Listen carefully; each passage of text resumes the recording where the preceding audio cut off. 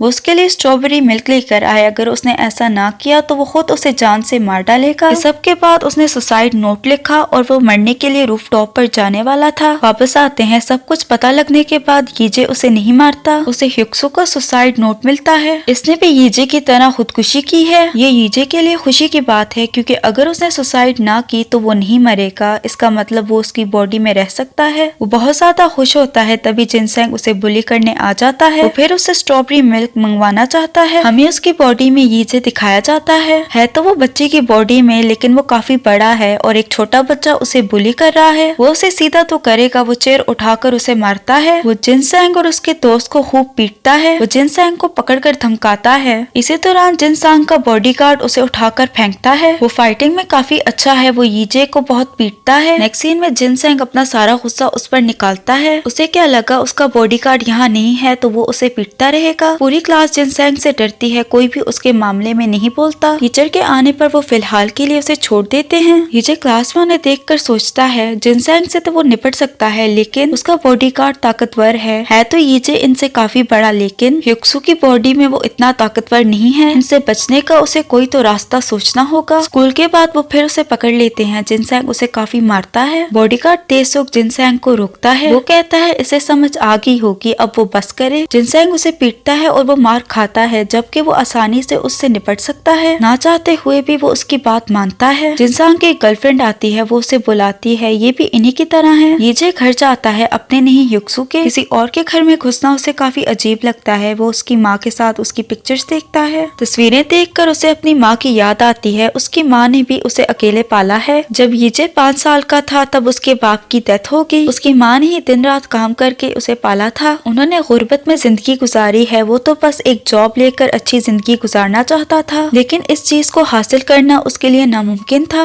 रात को वो ह्युक्सो की माँ के साथ खाना खाने बैठता है। उसकी माँ हैरान होती है आज वो इतने अच्छे से बात कैसे कर रहा है। वो दोनों खाना खाते हैं। इसी दौरान यीजे को फिर से अपनी माँ की याद आती है। उसकी माँ कहती है यीजे सब कुछ ठीक है। उसकी आंखों में आंसू आ जाते हैं। ह्युक्सो की माँ की आवाज सुनकर वो अपने ख्यालों से बाहर आता है। रात को वो ह्युक्सो के मोबाइल पर अपनी माँ का नंबर डायल करता है। वो उसे कॉल करना चाहता था, लेकिन वो कॉल करे भी तो किस मुंह से। जिनसेंग का मैसेज आता है। उसने पैसों की फिर से डिमांड की है। कल वो पैसे लेकर आए वरना उसकी खैर नहीं। वो ह्युक्सो का सुसाइड नोट पढ़ता है। उसने पैसों के बारे में लिखा था। जिनसेंग की डिमांड पूरी करने के लिए वो अपनी माँ से झूठ बोलकर पैसे लेता था। इसी वजह से ह्युक्सो को खुद से नफरत हो गई। उसे जिनसेंग का बॉडीगार्ड तेसुक याद आता है। यकीनन वो भी जिनसेंग को पसंद नहीं करता। वो शीशे में ह्युक्सो को देखकर कहता है जिस इंसान ने उसे खुदकुशी करने पर मजबूर किया वो उससे बदला लेगा। उसे तेसुक को किसी तरह अपने साथ मिलाना होगा। वो दोनों अकेले थे। अच्छा मौका पाकर वो तेसुक को मैनिपुलेट करने की कोशिश करता है। वो टीनेजर है तो वो आराम से यीजे की बातों में आ जाएगा। यीजे कहता है वो फाइटिंग में बहुत अच्छा है। वो जिनसेंग को आराम से पीट सकता है। उसे जिनसेंग का बॉस होना चाहिए। उसकी ये ट्रिक ज्यादा काम नहीं करती। वो उस पे टॉन्ट मारता है। वो कहता है क्या वो जिनसेंग से डरता है। तेसुक ये सुनकर भड़क जाता है। वो जिनसेंग से डरता नहीं है, ये तो बस उसकी मजबूरी है। मजबूरी बताने से पहले ही जिनसेंग वॉशरूम में आ जाता है। वो उन दोनों से बॉस की तरह बात करता है। तेसुक को उसके बिहेवियर पर काफी गुस्सा आता है, लेकिन वो बोलता नहीं। अब बाहर आकर तेसुक उसे सारी बात बताता है। तेसुक जिनसेंग को एक ही हाथ से निपटा सकता है, लेकिन अगर उसने ऐसा किया तो जिनसेंग का दोस्त भागता हुआ यहाँ आएगा। जिनसेंग का दोस्त इस पूरे एरिया में सबसे ज्यादा ताकतवर है। जिनसेंग एलिमेंट्री स्कूल में उसका दोस्त बना। तेसुक और उसके दोस्त को इसी आदमी ने जिनसेंग के कहने पर पीटा था। इन दोनों की दोस्ती की वजह से वो उसे हाथ भी नहीं लगा सकता। यीजे को अब प्लान की जरूरत थी। कैंटीन में जिनसेंग उसे फिर से तंग करता है। बदले में यीजे उस पर नूडल्स फेंक कर चला जाता है। ये इसके प्लान का हिस्सा है। वो तेसुक को बोलता है वो उसे जाकर पकड़े, लेकिन वो उसकी बात नहीं मानता। सारे उस पर हंसते हैं। जिनसेंग को काफी शर्मिंदगी होती है क्योंकि ये सब कुछ उसकी गर्लफ्रेंड के सामने हुआ है। तेसुक भी यीजे की मदद कर रहा है। जिनसेंग से जान छुड़ाने के लिए यीजे उसके साथ जो कुछ भी करेगा। तेसुक अपनी टांग नहीं अड़ाएगा।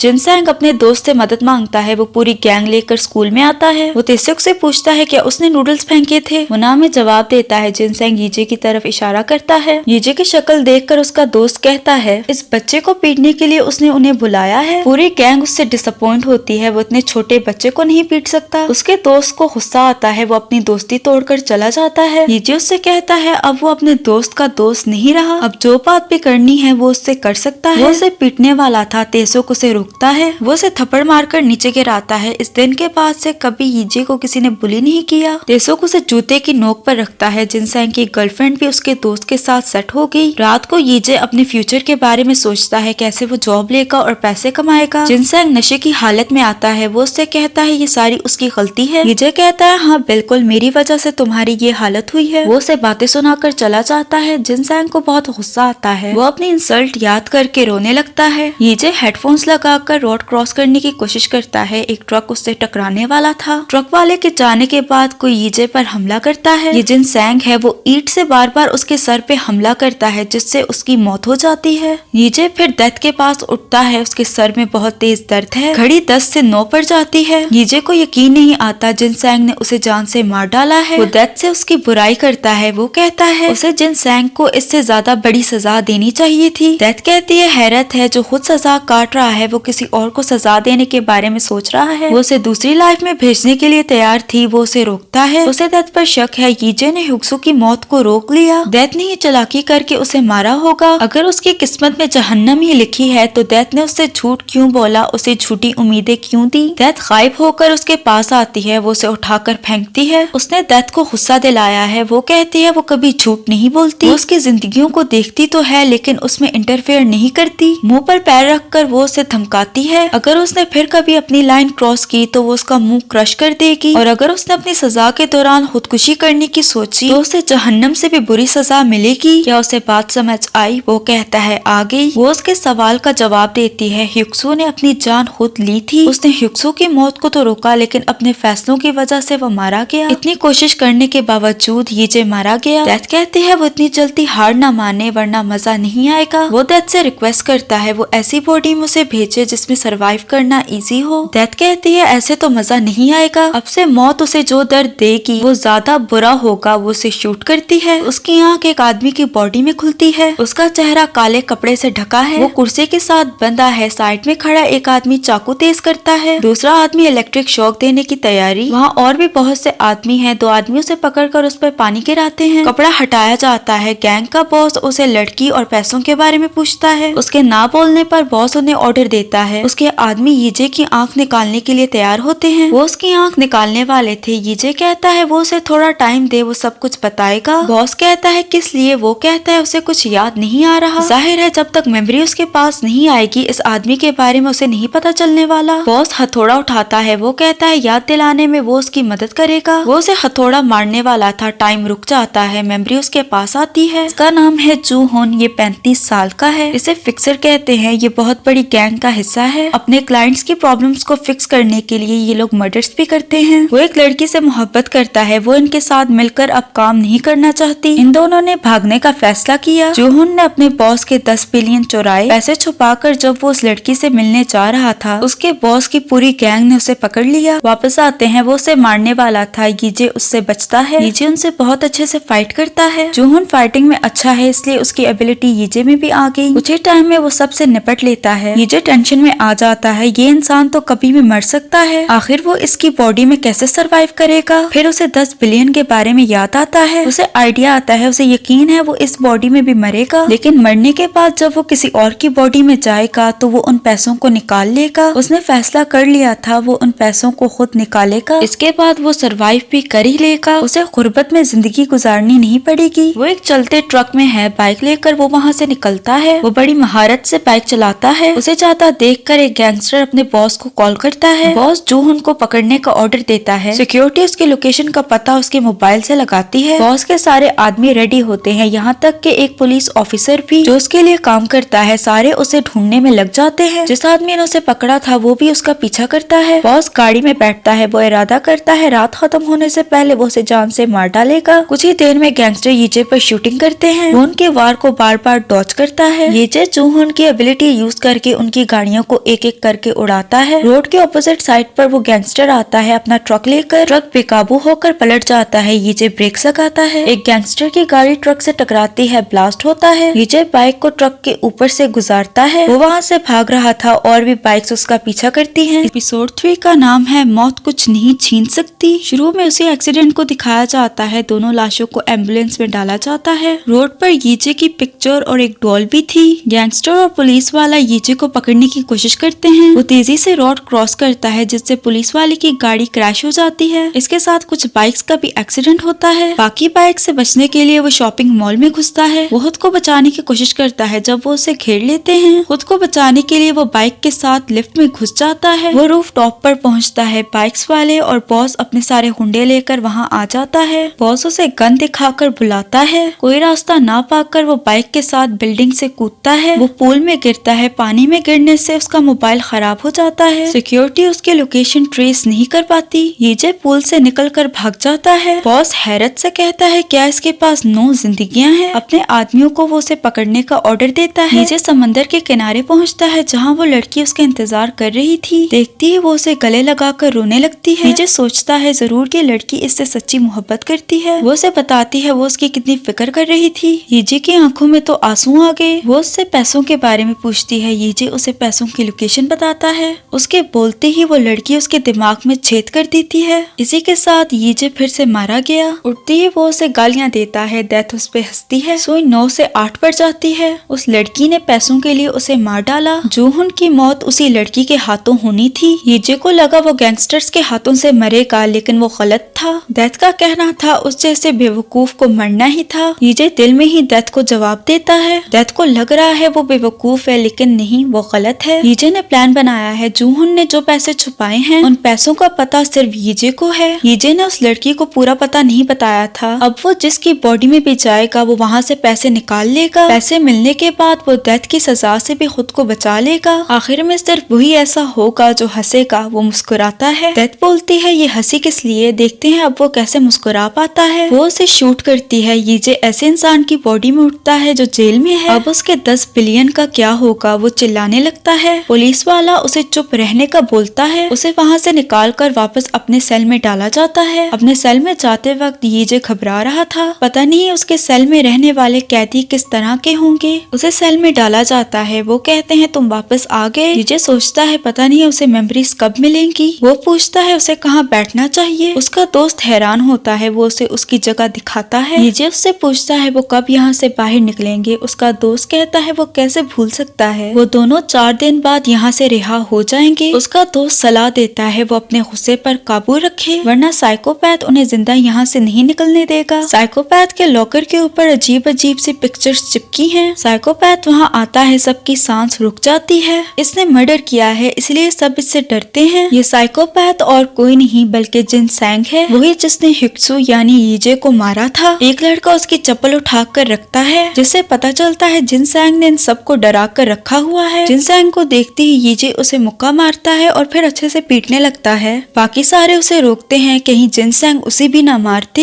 जिनसैंग के उठते ही बाकी सारे पीछे हो जाते हैं। अब तो वो उसे यहाँ से जिंदा नहीं निकलने देगा। यीजे गुस्से से उसके पास जाता है। तभी मेमोरी आती है। इसका नाम है तेसांग। ये 21 साल का है। इसके बचपन का सपना MMA फाइटर बनना है। इसकी फैमिली कर्जे में थी। अपनी फैमिली को कर्जे से निकालने के लिए उसने ऐसे आदमी से सौदा किया जिसने कार एक्सीडेंट किया है। वो उसके वकील से बात करता है। वकील कहता है अगर तेसांग ये इल्जाम खुद पर ले ले तो उसे 200 मिलियन दिए जाएंगे। वो 18 सालों का है इसलिए उसे कम सजा मिलेगी। तेसांग का इरादा था वो इन पैसों से कर्जा और अपने MMA फाइटर बनने का सपना पूरा करेगा। जिस आदमी को उसने बचाना है वो भी वहीं पर था। पुलिस स्टेशन जाकर वो ये इल्जाम खुद पर लेता है। ट्रायल के दौरान वो लड़की जो उस कार से हिट हुई थी उसकी जान चली जाती है। इसके नतीजे में तेसांग को 2 साल की सजा सुनाई जाती है। उसने सोचा नहीं था उसे इतनी ज्यादा सजा मिलेगी। वो वकील पर चिल्लाता है। नेक्स्ट सीन में वकील उससे मिलने आता है। तेसांग चाहता था वो आदमी उससे मिलने आए लेकिन वो नहीं आया। तेसांग उसकी जगह सजा काट रहा है। तेसांग ने ज्यादा सजा काटी है इसलिए उसे ज्यादा पैसे भी मिलने चाहिए। वो उससे 1 बिलियन की डिमांड करता है। अगर उन्होंने डिमांड पूरी ना की तो वो पुलिस को सच बता देगा। तेसांग उसे धमका रहा था। वकील कहता है ऐसा करने से वो मारा भी जा सकता है। तेसांग जवाब देता है जेल में रह रहकर वो सरवाइव करना सीख गया है। यानी जो उखाड़ना है उखाड़ लो, पैसे तो वो लेकर रहेगा। वापस आते हैं। पुलिस वाला इन्हें अपनी अपनी जगह बैठने का बोलता है। हमें दिखाया जाता है जब जिनसैंग यहाँ आया था उसके आने से पहले तेसांग का हुक्म वहाँ चलता था। वो उसे देखकर मजाक से पूछता है क्या वो लड़कियों को छेड़ने के इल्जाम में यहाँ आया है। वो कहता है नहीं, कत्ल के इल्जाम में। तेसांग समेत सारे डर जाते हैं। वो कहता है लोग उसे साइकोपैथ बुलाते हैं। वो उन सबको डराता है और सारे डर जाते हैं। वापस आते आते हैं। जिनसेंग कहता है क्या उसे मरना है? यीजे जोर जोर से हंसने लगता है। वो कहता है उसे पता नहीं था वो इतना अच्छा एक्टर है। वो एक लड़के को पुलिस वालों पर नजर रखने का बोलता है। यीजे सबको ऑर्डर देता है वो उसे पीटेगा, कोई उसके रास्ते में ना आए। वो उसे थप्पड़ मारते हुए कहता है वो दूसरों को बेवकूफ बनाना बंद करे। जिनसेंग उसे फिर से डराने की कोशिश करता है। यीजे उसे अच्छी तरह से समझाता है। जिनसेंग अपनी एक्टिंग बंद करता है। वो उससे माफिया मांगने लगता है। यीजे कहता है वो किस लिए माफी मांग रहा है? वो कहता है उसे लड़ने के लिए। वो कहता है गलत जवाब, ह्यूक्सू को मारने के लिए। जिनसेंग हैरान होता है उसे ह्यूक्सू के बारे में कैसे पता। यीजे सबको बताता है कैसे जिनसेंग ने एक लड़के को बुली किया। उसी लड़के को मारने के बाद अब वो सबको ये दिखाता है जैसे वो साइकोपैथ है। वो कहता है उसे सब कुछ कैसे पता। यीजे उसे गुस्से से कहता है अपनी गलती पर उसे माफी मांगनी चाहिए, लेकिन ये उल्टा मर्डर करने के बाद उसी मर्डर को लेकर दूसरों को डराता है। बाकी सबको भी उस पर गुस्सा आता है। वो उसे पीटने लगते हैं। सारे खाना खाते हैं। जिनसेंग एक साइड पर बैठा है। यीजे कहता है क्या उसे खाना नहीं खाना? वो ना में जवाब देता है। दूसरा लड़का उसकी तरफ फिश फेंकता है। वो इसे कांटों के साथ खाए, अगर उसने ऐसा ना किया तो उसकी खैर नहीं। वो फिश को कांटों के साथ खाता है। नेक्स्ट सीन में यीजे देखता है सारे जिनसेंग को सबक सिखाते हैं। यीजे हंसता है। जो उसने किया है उसकी सजा उसे मिलनी चाहिए। काम करने के दौरान एक कैदी उसे मारने की कोशिश करता है। वो उसकी तरफ ब्लेड फेंकता है। वो तो बच जाता है लेकिन दूसरे कैदी को लग जाती है। यीजे को लगा ये सब कुछ गलती से हुआ है। वो उसकी मदद करता है। सारे पुलिस ऑफिसर जख्मी कैदी को लेकर जाते हैं। पुलिस वालों के जाते ही बाकी सारे कैदी हथियार निकालते हैं उसे मारने के लिए। उसका दोस्त भाग जाता है। यीजे कहता है उसे मारने का ऑर्डर किसने दिया? वो कहता है जिसने ऑर्डर दिया है वो उसे जानता है। उसे वकील याद आता है। उस आदमी ने ही इसे मारने का ऑर्डर दिया होगा। वो किसी भी सूरत में उसका मुंह बंद करवाना चाहते हैं। जो उसे मारेगा उसे पैसे मिलेंगे। वो अकेले उन सबसे लड़ने लगता है। वो फाइटिंग में बहुत ज्यादा अच्छा है। तेजांग एमएमए फाइटर बनने के लिए प्रैक्टिस किया करता था। कुछ ही टाइम में वो सबसे निपट लेता है। उसका दोस्त डंडा लेकर अब आता है। सब कुछ खत्म हो गया। यीजे हंसने लगता है। ये दोनों बातें करते हैं। उसका दोस्त कहता है उन्हें दूसरा चांस मिलेगा या नहीं। वो जेल में आया इसी चीज को सोचकर वो हर रोज पछताता है। वो उससे उसके प्लान्स पूछता है। उसे भी अपने किए पर पछतावा है। उसके लिए बहुत देर हो चुकी है। उसने देख लिया है जहन्नम कैसी है। जहन्नम को देखकर उसे पता चला जिंदगी खुद इंसान को मौका देती है। वो अपने दोस्त को कहता है तुम्हारे लिए इतनी देर नहीं हुई। वो क्या कह रहा है उसे समझ नहीं आता। रात को सारे सो रहे थे। जिनसेंग उठता है। वो बाथरूम में जाकर हथियार तैयार करता है तेजांग यानी यीजे को मारने के लिए। यीजे उसे पकड़ लेता है। वो कहता है उसे पहले से पता था वो उसे फिर से मारने की कोशिश करेगा। वो कहता है फिर से। यीजे टॉपिक चेंज करते हुए कहता है उसे मारने से उसे और ज्यादा सजा मिलेगी। जिनसेंग कहता है उसकी जिंदगी पहले से तबाह हो चुकी है। यीजे उसे थप्पड़ मारता है। यीजे को किसी तरह यहाँ से बाहर निकल के 10 बिलियन ढूंढने हैं। उसे जिनसेंग से किसी तरह पीछा छुड़ाना होगा। उसे आइडिया आता है। वो जिनसेंग से कहता है जब वो उसे थप्पड़ मारता है तो उसे तेसुक के थप्पड़ से ज्यादा दर्द होता है। वो कहता है उसे तेसुक के बारे में कैसे पता। वो कहता है उसने पहले भी बताया था वो मरे हुए लोगों को देखता है। ह्यूक्सू उसके पीछे खड़ा है। वो डरने लगता है। यीजे ऐसे एक्ट करता है जैसे वो ह्यूक्सू से बात कर रहा है। वो कहता है ह्यूक्सू ने उसे बताया है एक दिन उसने जिनसेंग पर नूडल्स फेंके थे। ह्यूक्सू जानना चाहता है जो उसने उसके साथ किया क्या उसका पछतावा उसे है। जिनसेंग कहता है ह्यूक्सू की वजह से उसकी पूरी जिंदगी तबाह हो गई। ये नहीं सुधरने वाला। वो उसे थप्पड़ मारकर कहता है ह्यूक्सू ने बोला है वो मरते दम तक उसका पीछा करता रहेगा। वो उसे डराता है। डर के मारे उसे पैनिक अटैक आता है। वो अपनी पैंट गीली कर लेता है। सुबह होती है। जिनसेंग की अब कुछ ऐसी हालत है। आज फाइनली यीजे रिहा हो जाएगा। जाने से पहले यीजे उससे कहता है ह्यूक्सू ने लेट आने के लिए सॉरी बोला है। वो उसे स्ट्रॉबेरी मिल्क देता है। उसे देखकर डर के मारे उसकी और हालत टाइट हो जाती है। वो और उसका दोस्त रिहा हो जाते हैं। उसका दोस्त चला जाता है। उससे मिलने वकील आता है। पीछे एक काली गाड़ी भी खड़ी है। वकील उसे पैसे देता है। वो उससे पैसे नहीं लेता। वो कहता है वो अपनी जिंदगी अच्छे से गुजारना चाहता है। उसने सोच समझकर फैसला किया है। ऐसा करने से वो उसे मारने की कोशिश नहीं करेंगे। वकील कहता है उसने कहा था वो सबको सच बताएगा।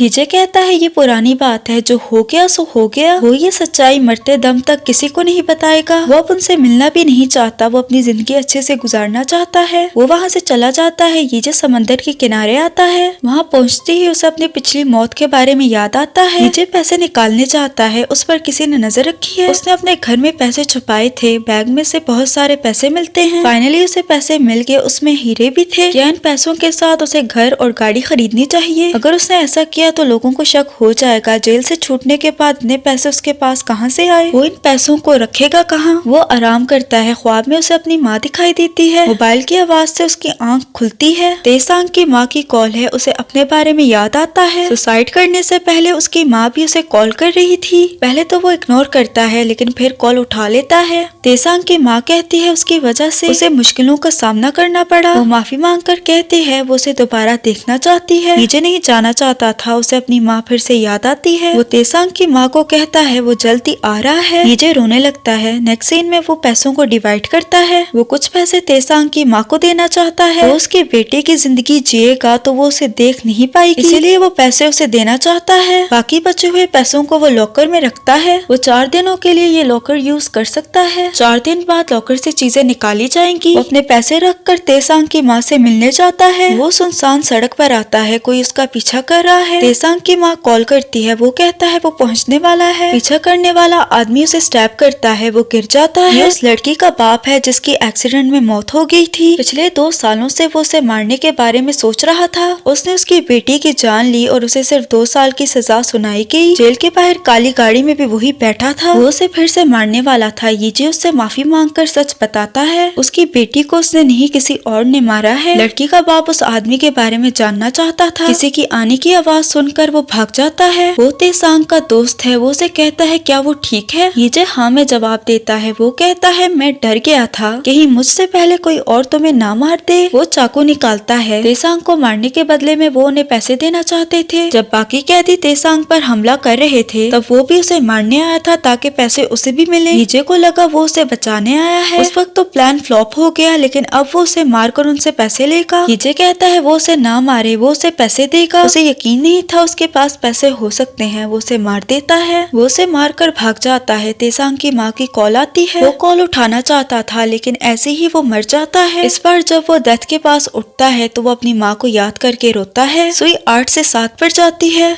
डेथ कहती है वो उसके एक्सपेक्टेशन से ज्यादा लंबा नहीं टिकता। नीचे कहता है अगर वो आदमी उसे स्टैब ना करता तो वो ना मरता। उसे पहले ही ये बात दिमाग में रखनी चाहिए थी कि उस लड़की का बाप भी उसे मार सकता है। इनकी बातों में एक बात गौर करने वाली थी। डेथ उससे कहती है हर चीज गेस करने वाली नहीं होती। उसकी माँ किसे मारना चाहती थी। यीजे कहता है वो भूल रही है उसने अपनी जान खुद ली थी। डेथ यीजे को पागल कहती है। यहाँ डेथ का कहने का मतलब ये हो सकता है कि तेसांग की माँ उसे मारना चाहती थी और यीजे को लगा वो उसकी असल माँ के बारे में बात कर रही है, तभी तो डेथ ने उसे पागल कहा। यीजे को फटाफट अगली लाइफ में जाकर अपने पैसे लॉकर से निकालने हैं। उसे कहता है जल्दी से वो उसे शूट करे। डेथ कहती है उसे जल्दी किस बात की है। शूट करने से पहले वो मुस्कुराती है। यीजे कंफ्यूज होता है। वो उसे शूट करती है। उसकी आंख खुलती है। वो उठने और बोलने की कोशिश करता है लेकिन वो नहीं कर पाता। वो शीशे में खुद को देखता है। वो छोटा बच्चा है। डेथ इसी वजह से मुस्कुराई थी। वो अपने 10 बिलियन लॉकर से कैसे निकालेगा। वो जोर जोर से रोने लगता है। एपिसोड 4 का नाम है मौत से डरने की वजह। शुरू में हमें वही एक्सीडेंट दिखाया जाता है जिसमें दोनों लाशों को एम्बुलेंस में डाला जाता है। ये जो जोर जोर से रोता है। वो कैफे में है। उसकी माँ आके उसे उठाती है। सबको परेशान करने के लिए वो उनसे माफिया मांगती है। वो उसे गाड़ी में बिठाती है। गाड़ी में बैठती ही उसकी माँ पागलों की तरह उस पर चिल्लाने लगती है। ये जो सोचता है इसे क्या हो गया। घर आते ही वो उसे उठाकर सोफे पर फेंकती है। बच्चे का बाप उसे बैठाता है। वो काफी स्वीट लग रहा था। ये जो दिल में ही उसे बताता है उसकी बीवी पागल है। खैर पागल तो ये भी है। वो उसके लिए खाना लाता है जो 4 महीने पहले एक्सपायर हो गया है। उसकी वाइफ कहती है खिला तो वो मरेगा नहीं। वो यीजे को जबरदस्ती खिलाने की कोशिश करता है लेकिन यीजे मुंह नहीं खोलता। खाना ना खाने पर वो उस पर गुस्सा करता है। उसकी वाइफ सिगरेट पीती है। इनके यहाँ पुलिस आती है। ये एयर फ्रेशनर से सिगरेट की बदबू को मिटाकर दरवाजा खोलते हैं। हॉस्पिटल वालों ने उन पर चाइल्ड अब्यूज की रिपोर्ट की है। बच्चे के जिस्म पर मारपीट के निशान हैं। ये ये दोनों अनजान बनने की कोशिश करते हैं। पुलिस वाला चेक करने आता है। चेकिंग के दौरान बच्चे का बाप उन्हें कार्ड देता है। वो भी चाइल्ड वेलफेयर में काम करता है, भला वो अपने ही बच्चे को कैसे मार सकता है। उनकी हैप्पी पिक्चर्स देखकर पुलिस वाले को लगता है शायद कोई गलत फहमी हुई है। वो जाने लगते हैं। यीजे उन्हें रोकने के लिए जोर जोर से रोता है। वो चले जाते हैं। यीजे रोना बंद करता है। बच्चे के पेरेंट्स ऐसे ही खड़े होते हैं। उसकी माँ आती है। वो उसे उठाकर जमीन पर फेंकती है। वो बोलती है जब से वो पैदा हुआ है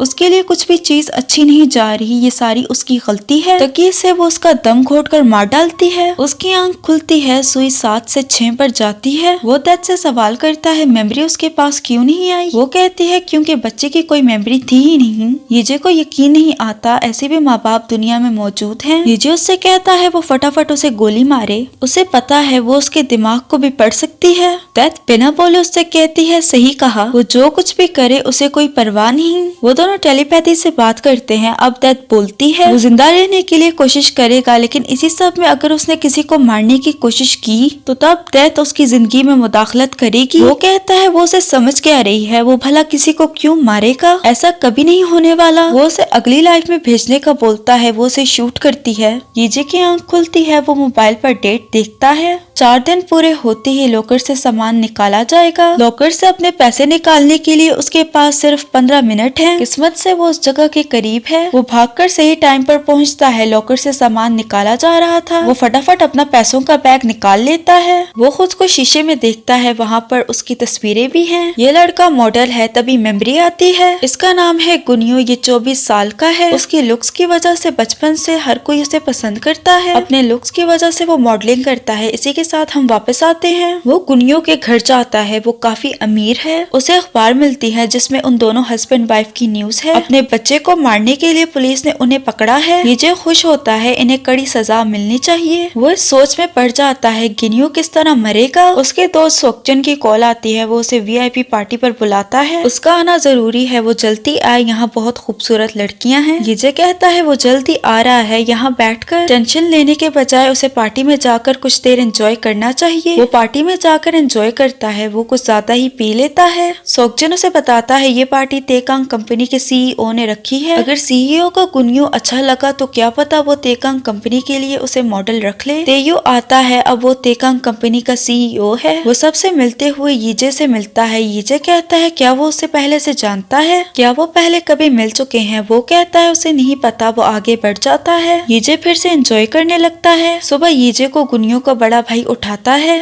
उसने कहा था वो उसकी कैफे में मदद करवाएगा। यीजे कैफे में उसकी मदद करवाता है। वहाँ पर कस्टमर आती है। वो जीसू है। उसे देखकर उसका वक्त थम सा जाता है। उसे उसके साथ गुजारे हुए पल याद आते हैं। ये दोनों पहली दफा उस वक्त मिले थे जब जीसू के पेपर्स हवा में उड़ गए थे। यीजे पेज उठाता है। वो जीसू की नॉवल का है। नॉवल का नाम है पहला प्यार। जीसू कहती है वो पेज उठाने आ रही है। इसी तरह इनकी पहली मुलाकात हुई। यीजे को उसके साथ आखिरी मुलाकात भी याद आती है। वो चाय ऑर्डर करके बैठ जाती है। यीजे उसे ही बार बार घूरता है। वो अपनी चाय लेने आती है। यीजे घबराने लगता है। वो ट्रे लेती है। उसके हाथ कांपने लगते हैं। हंस के वो ऑकवर्डनेस को छुपाता है। यीजे गुनियो के भाई से उसके बारे में पूछता है क्या वो यहाँ आती रहती है। वो कहता है तकरीबन हर रोज। वो नॉवेलिस्ट है, यानी वो नॉवल लिखती है। यीजे को याद आता है। वो सर्च करता है। जीसू ने नॉवल कॉन्टेस्ट को जीता था। इंटरव्यू के दौरान जब जीसू से सवाल किया गया जब वो कॉन्टेस्ट जीती तो उसके दिमाग में सबसे पहले कौन आया था। जीसू ने जवाब दिया उसका बॉयफ्रेंड यीजे। जीसू उस रात कॉन्टेस्ट जीती थी जब यीजे उसके साथ रिलेशनशिप खत्म करके चला गया। जो फूलों का गुलदस्ता उसके हाथ में था वो इसी कॉन्टेस्ट को जीतने की खुशी में मिला था। जो पैसे वो यीजे को दे रही थी वो उसी कॉन्टेस्ट से उसने जीते थे। वो उसे अपने जीतने के बारे में कुछ बता पाती इससे पहले यीजे अपना रिलेशनशिप उससे खत्म करके चला गया। यीजे को अपने किए पर दुख होता है। वो भागकर जीसू की वही नॉवल लेता है जिससे वो कॉन्टेस्ट जीती थी। जीसू की नॉवल पढ़ के उसे याद आता है जीसू ने उसे बताया था वो अपने एक्सपीरियंस से ये फिक्शन कहानियां लिखती है, इसीलिए नॉवल में कुछ ऐसे सीन्स भी हैं जो असल में जीसू और यीजे के एक्सपीरियंस हैं। एक दिन जीसू का कलीग उसे साथ में प्ले देखने के लिए इनवाइट करता है। जीसू बहाने से मना करती है। इन दोनों को यीजे देखता है। बाद में जब वो जीसू के साथ होता है तो वो उससे कहता है अगर तुम मुझे छोड़ना चाहती हो तो छोड़ सकती हो, लेकिन अगर तुमने ऐसा किया तो तुम पछताओगी क्योंकि मैं उन सब लड़कों से ज्यादा सक्सेसफुल हो जाऊंगा जो उस पर लाइन लाइन मारते हैं। खैर वो तो ये सब कुछ मजाक में कहता है। जीसू कहते हैं क्या वो उससे मोहब्बत भी करता है। जीसू भी मजाक में कहती है कहीं वो ही उसे ना छोड़ दे। ईजे कहता है बिल्कुल नहीं, एक आदमी अपनी जान तो दे सकता है लेकिन उस लड़की को नहीं छोड़ता जिससे वो मोहब्बत करता है। अगर उसने कभी छोड़ने की बात की तो समझ लेना वो झूठ कह रहा है। ईजे के यही डायलॉग उसने नोवेल में लिखे हैं जिसे पढ़कर उसकी आंखों में आंसू आ जाते हैं। उसे फिर से याद आता है जीसू ने कहा था जब वो राइटर बनेगी तब वो फाउंटेन पेन लेगी। ईजे कहता है जब वो राइटर बनेगी तो वो उसके लिए पेन खरीदेगा। कुछ टाइम बाद ईजे उसके लिए पेन खरीदता है। वो उस पर जीसू का नाम लिखवाता है। रेस्टोरेंट में जीसू का भाई अपनी फैमिली के साथ आता है। ये वही आदमी है जो उस रात जीसू को छोड़ने घर आया था। ये जीसू का बड़ा भाई है और उसे लगा वो उसका बॉयफ्रेंड है। ईजे खुद को बेवकूफ कहता है। बेवकूफ तो ये है जिस लड़की के साथ उसने 7 साल गुजारे उसे ये नहीं पता उसका बड़ा भाई दिखता कैसा है। कल जीसू फिर से कैफे आती है। वो अपनी पसंद की चाय ऑर्डर करती है। ईजे साथ में केक भी लाता है। जीसू कहती है उसने केक ऑर्डर नहीं किया। वो कहता है वो इसके लिए पे करेगा क्योंकि वो उसका बहुत बड़ा फैन है। वो उसकी नोवेल दिखाता है। वो जीसू से कहता है उसके पास एक आइडिया है जिस पर वो नोवेल लिखवाना चाहता है। वो उसका आइडिया पूछती है। ईजे बताना शुरू करता है। एक आदमी जो 12 मुख्तलिफ जिंदगियों में जाता है, मरने के बाद वो किसी और की बॉडी में उठता है और फिर मरता है। वो अपनी कहानी को उसे सुनाता है लेकिन अपने और जीसू के पार्ट को हटाकर। जीसू कहती है वो तो ऐसे बता रहा है जैसे ये सब कुछ उसके साथ हुआ है। वो अनजान बनता है। क्या उसे ऐसा लगता है? जीसू उससे डेथ के कैरेक्टर के बारे में पूछती है क्या वो वाकई में इतनी बुरी है। ईजे इमोशनल हो जाता है। वो कहता है बिल्कुल। वो डेथ की बुराई करना शुरू करता है। वो उस आदमी के साथ ऐसा कैसे कर सकती है। जीसू उस पे हंसने लगती है। वो तो ऐसे बता रहा है जैसे वो उससे मिला है। जीसू को उसका आइडिया पसंद आया। वो कहती है क्या उसके पास और स्टोरीज हैं? वो कहता है हाँ। जीसू कहती है वो सुनना पसंद करेगी। नोवेल के हीरो का क्या नाम है? वो चुप हो जाता है। उसने अभी सोचा नहीं। जीसू की आंखों में भी आंसू आने लगते हैं। उसे ईजे की याद आती है। ईजे बुक पर उसका ऑटोग्राफ लेता है। उसी पेन से लिखती है जो ईजे ने उसके लिए खरीदा था। ईजे ने उसे ये पेन गिफ्ट नहीं किया तो उसके पास पेन कहाँ से आया? ईजे के मरने के बाद ईजे की माँ ने उसे ये पेन दिया है। इस दिन के बाद जीसू जब भी कैफे आती वो उससे बातें करता। ईजे अपने मौत के एक्सपीरियंस के बारे में बताता है। जीसू सवाल करती है उसकी नोवेल का हीरो कभी अपनी माँ से मिलने क्यों नहीं गया? अगर वो उसकी जगह होती तो वो अपनी माँ से जरूर मिलने जाती। वो कहता है क्योंकि वो बर्दाश्त नहीं कर सकता। अपनी माँ को फिर से देखना उसके लिए तकलीफ दे होगा। काफी देर होने पर जीसू कैफे से जाती है। बाहर बहुत तेज बारिश होने लगती है। ईजे उसके लिए छतरी लाता है। वो उसे जबरदस्ती छतरी देता है। वो चली जाती है। कैफे में ईजे कांच साफ करता है। उसके हाथ पे चोट लग जाती है। कैफे के पास से पुलिस की गाड़ियां गुजरती हैं। 2 कस्टमर्स बातें करती हैं। एक लड़की की मौत हो गई है जो अक्सर इस कैफे में आती जाती है। ईजे को लगता है वो जीसू है। ईजे भागते हुए एक्सीडेंट की जगह पर पहुंचता है। रोड पर उसकी दी हुई लाल छतरी भी है। उसे लगता है मरने वाली लड़की जीसू है। वो आउट ऑफ कंट्रोल हो जाता है। इसी दौरान उसे जीसू भीड़ में दिखाई देती है। जीसू उसके रिएक्शन से हैरान होती है। उसके हाथ में खून भी आ रहा है। वो उसके हाथ पे पट्टी करके पूछती है थोड़ी देर पहले उसे क्या हो गया था? वो जवाब देता है उसे लगा मरने वाला उसका जानने वाला है। जीसू उसे हौसला देती है। उसे अपने बारे में ख्याल आता है। जब उसे ईजे की मौत का पता चला तो वो पागलों की तरह डॉक्टर से उसके बारे में पूछती है। वो बेचारी उसके लिए बहुत रोई है। उसके साथ ये बात शेयर करके रोने लगती है। अब तो ईजे को वाकई में डूब मरना चाहिए। वो जाने लगती है। ईजे से रोकता है कल फिर मुलाकात होगी। वो अपनी और भी स्टोरीज उसे बताएगा। जीसू कहती है शायद वो कल ना आए। उसकी स्टोरीज सुनकर उसे किसी की याद आती है। वो जाती है। सुबह वो ईजे की अस्थियों के पास खड़ी है। वो उसे याद करके रोने लगती है। काश वो उसे उस रात रोक लेती। काश वो उससे ऐसी बातें करती जिससे वो खुदकुशी ना करता। वो उसके मरने का कसूरवार खुद को ठहराती है। जो अपनी मौत का कसूरवार है वो बाहर खड़ा उसे देखता है। उसके जाने के बाद ईजे अपनी अस्थियों के पास आता है। वो रोने लगता है। तभी उसकी माँ आती है। उसके मुंह से माँ निकलता है। वो अपनी बात को चेंज करते हुए कहता है वो अपनी माँ से मिलने आया है। वो बाहर चला जाता है। ईजे की माँ उसकी तस्वीरें देखकर खुद को कंट्रोल करती है। बाथरूम में जाकर वो फूट फूट कर रोती है। वो उसका नाम बार बार पुकारती है। अब ईजे को डूबकर मर जाना चाहिए। ईजे को अपने किए पर बहुत दुख होता है। वो बाहर आकर जोर जोर से रोता है। दुख, शर्मिंदगी और पछतावा जो उसे होना भी चाहिए। वो रोते हुए अपनी माँ से माफी मांगता है। ईजे अपनी माँ के लिए लेटर लिखता है। वो उसमें उसे बताता है ईजे ने क्रिप्टो करेंसी में इन्वेस्टमेंट करके ये पैसे जीते हैं। लेटर को वो पैसों के बैग में रखता है। ये पैसे वो अपनी माँ को देगा। वो अपने माँ के घर जाकर पैसे रखता है। वो ज्यादा देर वहाँ रुक नहीं पाता। ईजे भागकर बाहर आता है। साइन बोर्ड पर एक कौवा बैठा है। उसके उड़ते ही साइन बोर्ड ईजे को लगता है वो मर जाता है। ये ईजे का ख्वाब है। अब वो ख्वाब में भी मरने लगा है। रात को ये और जीसू फिर से उसकी स्टोरी स्टोरी के बारे में बात करते हैं। बहुत देर होने पर जीसू अपने घर जाती है। यीजे उसके साथ आता है। वो खुद उसे घर छोड़ेगा। रास्ते में उसे याद आता है कैसे वो जीसू को घर छोड़ा करता था। उसे मौत से इस वजह से डर लगता है, वो कभी भी मर सकता है। जीसू उससे फिर से सवाल करती है क्या उसकी नोवेल की हैप्पी एंडिंग है। वो कहता है क्या इसकी हैप्पी एंडिंग हो सकती है। जीसू कहती है उसे हीरो के लिए बहुत बुरा लगता है। वो जिसकी भी बॉडी में जाता है उसे हर बार यही डर लगता है वो कब मरेगा। ऐसे जिंदगी गुजारना बहुत मुश्किल है। उसकी बातें सुन के यीजे डिसाइड करता है वो उसे सच बताएगा। वो जीसू से कहता है वो उसकी बात सुने, क्या पता आज उसका आखिरी दिन हो। वो बताना शुरू करता है मैंने एक लड़की से 7 साल मोहब्बत की है। वो उसे अपना एक इवेंट बताता है। इसी तरह हम लोग फ्लैशबैक में जाते हैं। जीसू अपने कलीग्स के साथ रेस्टोरेंट में बैठी है। वहाँ का वेटर यीजे है। जीसू का एक कलीग कहता है वो अपने दूसरे कलीग को बॉयफ्रेंड बना ले। वो हैंडसम है, हार्ड वर्किंग है और उसे कभी भूखा नहीं मारेगा। जीसू कहती है उसका बॉयफ्रेंड है। वेटर को बुलाया जाता है। यीजे आता है। उसे देखकर वो उसे इंट्रोड्यूस करवाती है। यीजे को शर्म आती है। जीसू खुशी से उन सबसे मिलाती है। ये मेरा बॉयफ्रेंड है, ये हैंडसम है और मेहनती भी, ये मुझे कभी भूखा नहीं मारेगा। फ्लैशबैक से वापस आते हैं। यीजे बताता है उसकी गर्लफ्रेंड को कौन सी चाय पसंद है, उसकी आदतें कौन कौन सी हैं वगैरह वगैरह। जीसू रोने लगती है। यीजे कहता है मैं उससे माफी मांगता हूँ, वही है जिससे वो मोहब्बत करता है। जीसू को यीजे की याद आती है। उसने भी यही कहा था। जीसू को उसमें यीजे दिखाई देता है। यीजे कहता है उसने पहले कभी इस बात पर गौर नहीं किया। उसकी जिंदगी में ऐसे लोग भी हैं जो उसके मुश्किल टाइम में उसके साथ मिलकर रोते हैं। वो उसे सच बताता है जो कहानी उसने बताई है वो उसकी अपनी कहानी है। वही यीजे है जो ये सारी सजा काट रहा है। अब वो इस आदमी की बॉडी में है। जाहिर है जीसू को उसकी बात समझ नहीं आती। वो उसे समझाने की कोशिश करता है। तभी एक लाल गाड़ी उन दोनों को हिट करती है। जीसू तो मौके पर ही मर गई। यीजे अभी भी जिंदा है। गाड़ी से एक आदमी निकलता है। उसके हाथ में एक लाइटर है। ये और कोई नहीं बल्कि तेयू है, तेकांग कंपनी का CEO। यीजे को याद आता है ये वही आदमी है जिसने उस पैराग्लाइडर को पैसे देने की ऑफर की थी। तेयू ही वही आदमी है जिसका इल्जाम तेसांग ने अपने ऊपर लिया था। उसे जूहुन की मेमोरी भी याद आती है। इनकी गैंग से तेयू ने अपने भाई को मारने की मदद मांगी थी। उसकी मौत एक्सीडेंट लगनी चाहिए। यीजे की ज्यादातर जिंदगियां एक ही इंसान के साथ लिंक हो रही हैं। ये इत्तेफाक है या बहुत बड़ी साजिश।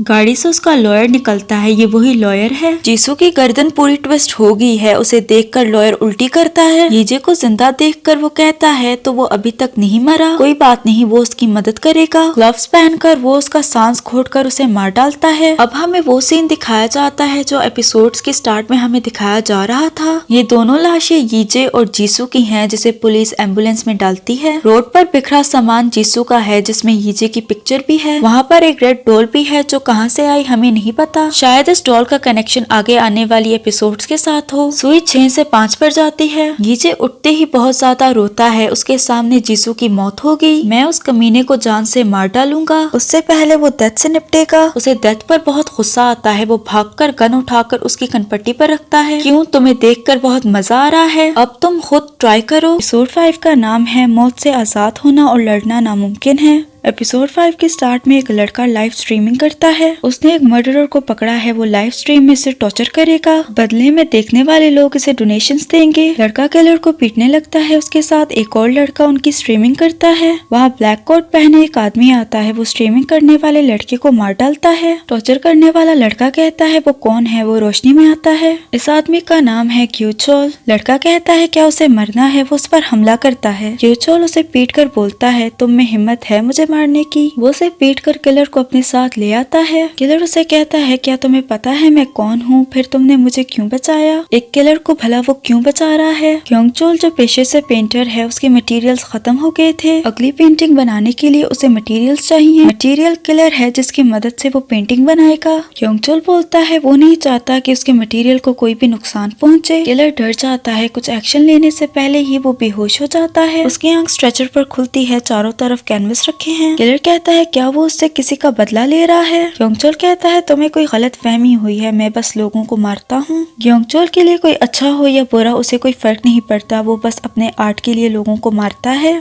वो चेनसो से किलर की टांगे काटना शुरू करता है। सारा खून कैनवस पर गिरता है। उसे देखकर वो काफी खुश होता है। नेक्स्ट सीन में हम लोग एपिसोड 4 की एंडिंग में पहुंचते हैं जहां यीजे ने डेथ की कनपट्टी पर गन रखी है। वो डेथ को गोली मारकर सुकून का सांस लेता है। अब उसे तेयू से बदला लेना है। है। वो खुद को गोली मारने लगता है, गन नहीं चलती। डेथ उससे कहती है क्या कोई मसला है। ये जो उसे फिर से गोली मारने की कोशिश करता है, गन नहीं चलती। डेथ का घाव भर जाता है। ये जो बोलता है क्या तुम मरने के बाद यहाँ वापस आई हो। डेथ उसे जवाब देती है क्या आग को जलाया जा सकता है, क्या पानी को गीला किया जा सकता है, बिल्कुल इसी तरह मौत नहीं मर सकती। येजे को डेथ पर शक है। उसे लग रहा है कि सारी उसकी चाल है। येजे को लग रहा है डेथ ही जानबूझकर उसे मरवा रही है। थोड़ी देर पहले डेथ जो बुक पढ़ रही थी वो जीसू की थी। येजे कहता है कम से कम वो जीसू को तो बख्श देती, अगर वो गॉड भी है तो फिर भी ये चीज कितनी बुरी है। डेथ हंसती है। वो बोलती है मैंने पहले ही कहा था मैं गॉड नहीं हूँ। वो इस शक्ल में इंसानों से बातें करती है। वो अपनी शक्ल चेंज करती है। उसे देखकर येजे डर जाता है। क्या ये तुम्हारी असली शक्ल है। डेथ किसी भी फॉर्म में आ सकती है। वो जीसू की शक्ल में आती है। उसे देखकर येजे इमोशनल हो जाता है। डेथ उस पर हंसती है। येजे खुद पर काबू पाता है। वो उसे रुकने का बोलता है। डेथ उसका मुंह पकड़कर कहती है थोड़ी देर पहले वो उससे लड़ रहा था, अब उसे क्या हुआ, क्या उसे इस औरत के लिए बुरा लग रहा है। डेथ उसे बताती है मैं जीसू की बुक इसलिए पढ़ रही थी क्योंकि वो मरने वाली थी। मुझे ये चेक करना था कि मरने के बाद जीसू को सजा देनी है या नहीं। जीसू की मौत तेयू के हाथों ही लिखी थी। येजे कहता है मैं उस कमीने को जान से मार डालूंगा। डेथ उसे फिर से याद करवाती है सजा के दौरान अगर उसने किसी को मारने की कोशिश की तो डेथ उसमें इंटरफेयर करेगी। येजे कहता है वो अपनी कोशिश कर ले। डेथ कहती है तुम्हें क्या लगता है तुम मेरे रूल्स तोड़ सकते हो और मेरी ही गेम में मुझे हरा सकते हो। येजे कहता है कभी इंसान को हारती जंग भी लड़नी पड़ती है। वो कहती है इंसानों को जितना भी खबरदार करो वो किसी की नहीं सुनते। शूट करने के लिए येजे उसे गन देता है। येजे को गोली मारने के लिए उसे गन की जरूरत नहीं। वो अपनी पावर से उस गोली को जमीन से उठाती है जो येजे ने उसे मारी थी। डेथ स्पीड से उस गोली को यहाँ वहाँ घुमाकर सीधा येजे को मारती है। येजे की आंख खुलती है। उसके हाथ पर खून लगा है। वो ग्यूचोल की बॉडी में है। वो अपने हाथ धोता है। बाथरूम में उसे कोई खड़ा दिखाई देता है। वो आवाज देता है, कोई बोलता नहीं। वो घबराते हुए पर्दा हटाता है। वहाँ सिर्फ कपड़े रखे हैं। येजे की जान में जान आती है। वो बाहर आता है। बाहर अजीबोगरीब पेंटिंग्स रखी हैं। ये उसी जगह पर है जहाँ थोड़ी देर पहले ग्यूचोल ने उस आदमी को काटा था। खून से सने हुए कैनवस और स्ट्रेचर पर खून से भरी हुई बाल्टी को देखकर येजे हैरान होता है, क्या ये सारा खून है। खून की बाल्टी से मेमोरी निकलती है। वो उसके दिमाग में जाती है। इसका नाम है ग्यूचोल। ये 34 साल का है। ग्यूचोल एक आम घराने में पैदा हुआ। बचपन से ही इसकी ड्राइंग काफी अच्छी है, लेकिन दुनिया उसके टैलेंट को पहचान नहीं पाई। अवार्ड सेरेमनी में बेस्ट आर्टिस्ट अवार्ड किसी और को मिल जाता है। मुंह लटका कर वो वहाँ से चला जाता है। रात को जाते वक्त बिल्डिंग से कूदकर कोई लड़की खुदकुशी करती है। उसे देखकर ग्यूचोल ने उसकी पेंटिंग बनाई। इसकी ये पेंटिंग बहुत महंगे दामों बिक गई क्योंकि उसके आर्ट में असली ह्यूमन इमोशंस थे। इस दिन के बाद से वो अपने आर्ट के बारे में सीरियस हो गया, इतना सीरियस कि वो लोगों को मारना शुरू हो गया। वो लड़की को पकड़ता है। अपने घर लाकर वो उसे स्ट्रेचर पर बांधकर मारता है। न्यूज दिखाई जाती है। पुलिस को उसी लड़की की डेड बॉडी मिलती है जिसे बहुत से हिस्सों में काटा गया है। उसके कलर का नहीं पता। ग्यूचोल और भी लोगों को मारता। मारने के बाद उनके खून से वो पेंटिंग्स बनाता। लोग इस बात से अनजान कि ये असली खून से बनी है, इस पेंटिंग्स को ऊंचे दामों में खरीदते। अपने चमकते करियर को देखकर वो और लोगों को मारता।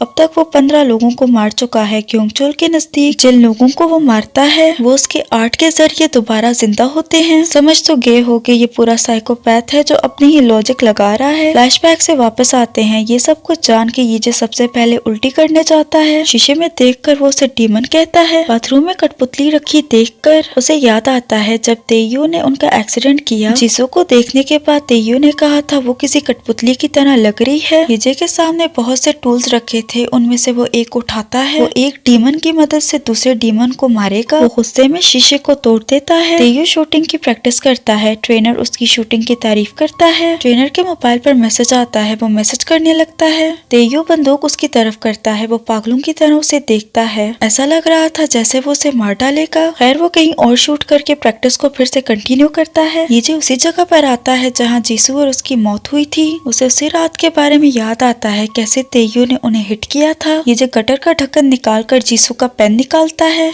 येजे को फिर से याद आता है उन्हें हिट करने के बाद तेयू ने अपने वकील से कहा इस सब का इल्जाम वो अपने सर पर ले ले, बदले में वो उसे ढेर सारे पैसे देगा और सिर्फ ये ही नहीं वो अपनी एक कंपनी में उसे CEO भी बनाएगा। ये सुनकर वकील के दिल में लालच आ जाती है। वो गाड़ी के डैश कैम में से मेमोरी कार्ड निकालता है। इस मेमोरी कार्ड में सारे एक्सीडेंट की वीडियो रिकॉर्ड है। येजे अभी भी जिंदा है। वो उन दोनों की बातें सुन रहा है। वकील मेमोरी कार्ड को गटर में फेंकता है। वो पुलिस को कॉल करके बताता है उससे किसी का एक्सीडेंट हो गया है। तेयू का काम हो गया, वो उनके पास आता है। जमीन से वो जीसू का पेन उठाता है। जीसू को देखकर वो कहता है वो किसी कठपुतली की तरह लग रही है। उसके पेन को वो गटर में फेंक देता है। वापस आते हैं। कीजे तेकांग कंपनी के बाहर खड़ा है। वो अपने साथ एक हथियार भी लाया है। रिसेप्शनिस्ट से वो तेयू के बारे में पूछता है, लेकिन वो उसे उसकी कोई इन्फॉर्मेशन नहीं बताती। कीजे के वहाँ से जाते ही तेयू वहाँ आता है। वो अपने बाप से मिलता है। उसका बाप कहता है कंपनीज के एम्प्लॉय के लिए एक सेमिनार होना है। सेमिनार में तेयू जाकर सबका हौसला बढ़ाए। वो लिफ्ट में जाता है। बाकी सारे एम्प्लॉयज रुक जाते हैं।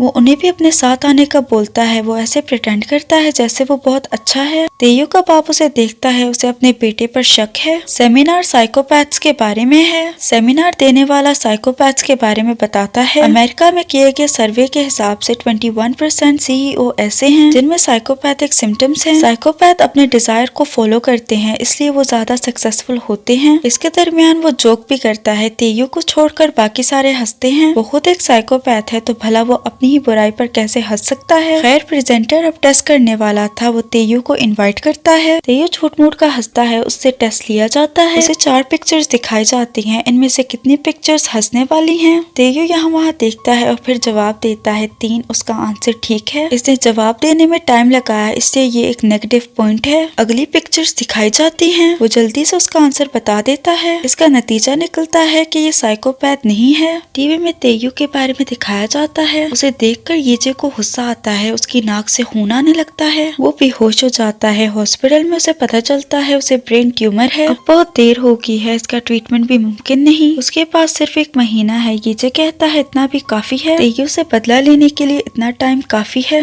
किसी तरह उसे तेयू के घर का पता लगाना है। उसके मोबाइल पर कॉल आती है। उसका कोई आर्ट पीस खरीदना चाहता है जो ग्यूचुअल बेचना नहीं चाहता। वो इंसान खुद उससे बात करना चाहता है। ये इंसान और कोई नहीं बल्कि तेयू है जो उसकी आर्ट गैलरी में उसका इंतजार कर रहा है। ये सुनते ही येजे आर्ट गैलरी पहुंचता है। वो उसका इंतजार कर रहा था। येजे अपना इंट्रोडक्शन करवाता है। तेयू हाथ आगे बढ़ाता है। ना चाहते हुए भी येजे हैंडशेक करता है। येजे कहता है मैंने सुना है ये आर्ट पीस तुम्हें बहुत पसंद है। तेयू उस आर्ट पीस के बारे में उसे बताने का बोलता है। येजे कहता है ये 5 लोगों के खून को मिलाकर बनी है। तेयू कहता है क्या उसका मतलब है असली खून? येजे कहता है बिल्कुल। वो कहता है तभी वो इस पेंटिंग की तरफ अट्रैक्ट हो रहा था। येजे कहता है मुझे पता था तुम मेरे आर्ट को जरूर समझ पाओगे क्योंकि हम दोनों एक जैसे हैं। तेयू कहता है हम दोनों कैसे एक जैसे हैं? येजे सीधा पॉइंट पर आता है। मैं लोगों को मारता हूँ बिल्कुल तुम्हारी तरह। तेयू से घूरता है। येजे कहता है मैं तो मजाक कर रहा था। वो इतना सीरियस क्यों हो रहा है? तेयू कहता है अनजान आदमी से ऐसा जोक करना अजीब है। गैलरी खाली हो जाती है। येजे उसे मारने के बारे में सोचता है। वो हथियार निकालता है। उसे डेथ की बात याद आती है। तेयू को बुलाने उसकी सेक्रेटरी आ जाती है। वो जाने लगता है। येजे उसे रुकता है। येजे उससे माफी मांगता है। वो कहता है अगर वो इस आर्ट पीस को खरीदना चाहता है तो वो उसे बेचेगा। वो अपने घर का पता उसे बताए। ये पेंटिंग वो डिलीवर करवा देगा। पेंटिंग भेजने के बाद मैं तुम्हें अपने स्टूडियो में इनवाइट करना चाहता हूँ। तुम्हारे लिए मैं स्पेशल पेंटिंग बनाऊंगा। तेयू कहता है मैं इंतजार करूंगा। येजे कहता है करो इंतजार, मैं तुम्हें दर्दनाक मौत दूंगा। तेयू और उसका बाप चर्च जाते हैं जिनते के लिए प्रे करने। तेयू को याद आता है जिनते ने उससे कहा था क्या तुम्हें याद है जो हाउसकीपर अपना बच्चा साथ लाती थी? क्या तुम्हें उस बच्चे का नाम याद है? वो कहता है नहीं। जिनते कहता है मुझे सब कुछ याद है जब उस बच्चे के आसपास कोई नहीं था। तेयू ने बच्चे को मारने की कोशिश की क्योंकि वो रो रहा था। जिनते टेबल के नीचे छुपा सब कुछ देख रहा था। किसी के आने पर उसने उस बच्चे को छोड़ दिया। उस बच्चे की सर्जरी हुई जिससे वो बच पाया। तेयू कहता है क्या ये बात किसी और को भी पता है? जिनते कहता है उनके बाप को भी ये बात पता है। तेयू कहता है मैंने सुना है उस बच्चे की आवाज तुम्हें अभी भी सुनाई देती है जिससे छुटकारा पाने के लिए तुम अभी भी ड्रग्स करते हो। ड्रग्स तुम्हारे फाउंटेन पेन में रखे हैं। तेयू को गुस्सा आ जाता है। वो कहता है मुझे बच्चे की रोने की आवाजें नहीं बल्कि किसी को मारने की आवाजें सुनाई देती हैं। वो उसे धमका रहा था। जिनते उससे डर जाता है। प्रेजेंट में वापस आते हैं। तेयू का बाप जिनते की तारीफें करता है। तेयू से ये बात बर्दाश्त नहीं होती। वो गाड़ी में जाकर बैठ जाता है। उसे अपनी सेक्रेटरी की कॉल आती है। वो बताती है साइकोपैथ के बारे में जो सेमिनार रखा गया था वो तेयू के बाप ने ही रखवाया है। तेयू के बाप ने ये जानना है कि तेयू साइकोपैथ है या नहीं। ये जानकर तेयू को और आग लगती है। वो अपने फाउंटेन पेन में से पिल्स निकालता है। पिल्स खाने के बाद नशे की हालत में वो गाड़ी चलाता है। डिटेक्टिव जी हुन और जी योंग उसे स्पीडिंग करते हुए देख लेते हैं। जी हुन उसे पकड़ना चाहता था। जी योंग कहता है ये पुलिस का काम है, डिटेक्टिव्स का नहीं। जी हुन उसे पकड़ लेता है। वो उसे डिवाइस में फूंकने का बोलता है। तेयो ने शराब नहीं पी हुई, फिर भी वो नशे की हालत में है।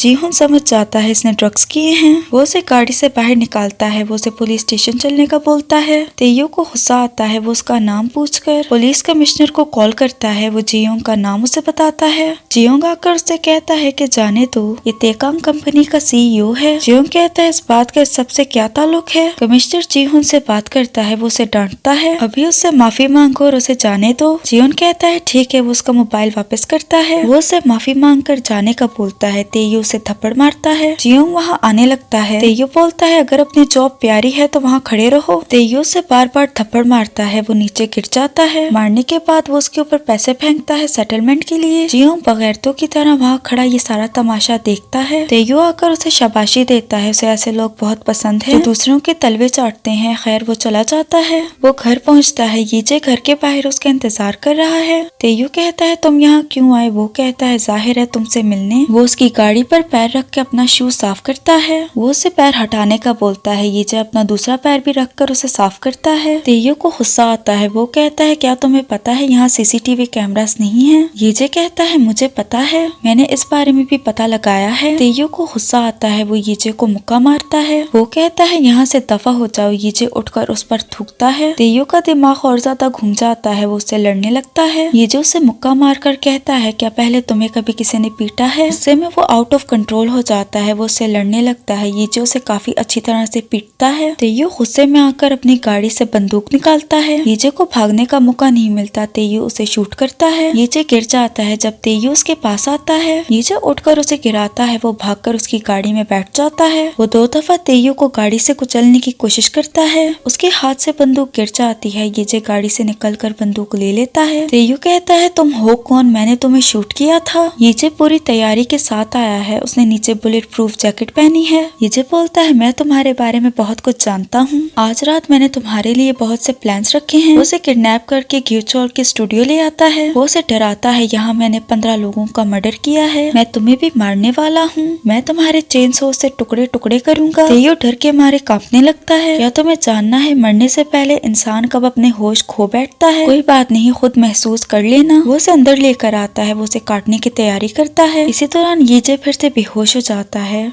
जब उसकी आंख खुलती है स्ट्रेचर पर उसे बांधा हुआ है। वो खुद को छुड़ाने की कोशिश करता है। तेयो उसके सामने बैठा है। वो कहता है जब तुम पहले बात कर रहे थे तो मुझे लगा तुम ऐसे ही कह रहे हो, लेकिन ये जगह वाकई में तुम्हारा प्लेग्राउंड है। तुमने मुझे अपने मर्डर्स के बारे में बताया है, अब मैं तुम्हें अपने मर्डर्स के बारे में बताता हूँ। मेरा पहला मर्डर एक्सीडेंट था। इसी के साथ हम लोग फ्लैशबैक में जाते हैं। हमें पता चलता है वो आदमी जो 7 साल पहले यीजे के सामने मरा था वो तेयो की गाड़ी के साथ टकराया था। कुछ एक एक्सीडेंट था। तेयो गाड़ी के बाहर आता है। यीजे इमरजेंसी नंबर पर कॉल करता है। तेयो उस आदमी के पास आकर खड़ा हो जाता है। वो आदमी तेयो को देखकर उससे मदद मांगता है। वो आदमी मुझे ऐसे देख रहा था जैसे मैं गॉड हूँ। वो मुझसे भीख मांग रहा था। मुझे ऐसा महसूस हुआ जैसे मेरे वजूद में बिजली दौड़ रही हो। उसके बाद पता नहीं मैंने कितने लोगों को अपनी गाड़ी से टक्कर मारी, लेकिन मेरे वजूद में उस तरह वाली बिजली नहीं दौड़ी। लेकिन फिर मुझे ऐसी फीलिंग्स नहीं आई। लेकिन आज जो उसने गाड़ी में बताया, एक्साइटमेंट की वजह से उसके हाथ कांपने लग गए। हमें लगा ये डर रहा है, लेकिन असल में ये एक्साइटेड था। मुझे भी ये ट्राई करना चाहिए, मुझे भी ऐसा एक्सपीरियंस लेना है, किसी को काट कर मारने का एक्सपीरियंस। यीजे इस पागल को पागल कहता है। वो चेनसो उठाकर पहले तो यीजे को बार बार डराता है, मुझसे अपनी जिंदगी की भीख मांगो। यीजे गर्दन को चेनसो के पास लाता है। यीजे का थोड़ा सा खून उसके मुंह पर लगता है। यीजे हंसने लगता है। वो कहता है साइकोपैथ, मुझे मार डालो। वो चेनसो ऑन करके सबसे पहले यीजे की टांगे काटना शुरू करता है। वो साइकोपैथ उसे काटता है। खून यहाँ वहाँ उछलता है। यीजे दर्द से चिल्लाता है। तेयो कहता है अभी तो शुरुआत है। वो उसे फिर से काटना शुरू करता है। यीजे जोर जोर से चिल्लाता है। सुई 5 से 4 पर जाती है। यीजे डेथ के पास उठता पूछता है। यीजी की हालत यहाँ भी खराब थी। डेथ कहती है ये तुम्हारी सबसे दर्दनाक मौत थी। अगर तुम उसे मारने की कोशिश करते तो मैं इंटरफेयर करती और तुम्हें जहन्नम में फेंक देती। यीजी जोर जोर से हंसने लगता है। डेथ को शक होता है क्या तुमने जानबूझकर खुद को मरवाया है। इस पर यीजी पूरी तैयारी के साथ है। ये सब कुछ उसके प्लान का हिस्सा है। दिखाया जाता है तेयू हाथ धोने में बिजी था। एक सीक्रेट कमरे में सीसीटीवी सेटअप है। स्टूडियो के हर एक कोने में हिडन सीसीटीवी कैमरास हैं। जो कुछ भी तेयू ने उसके साथ किया वो सब कुछ रिकॉर्ड हो गया है।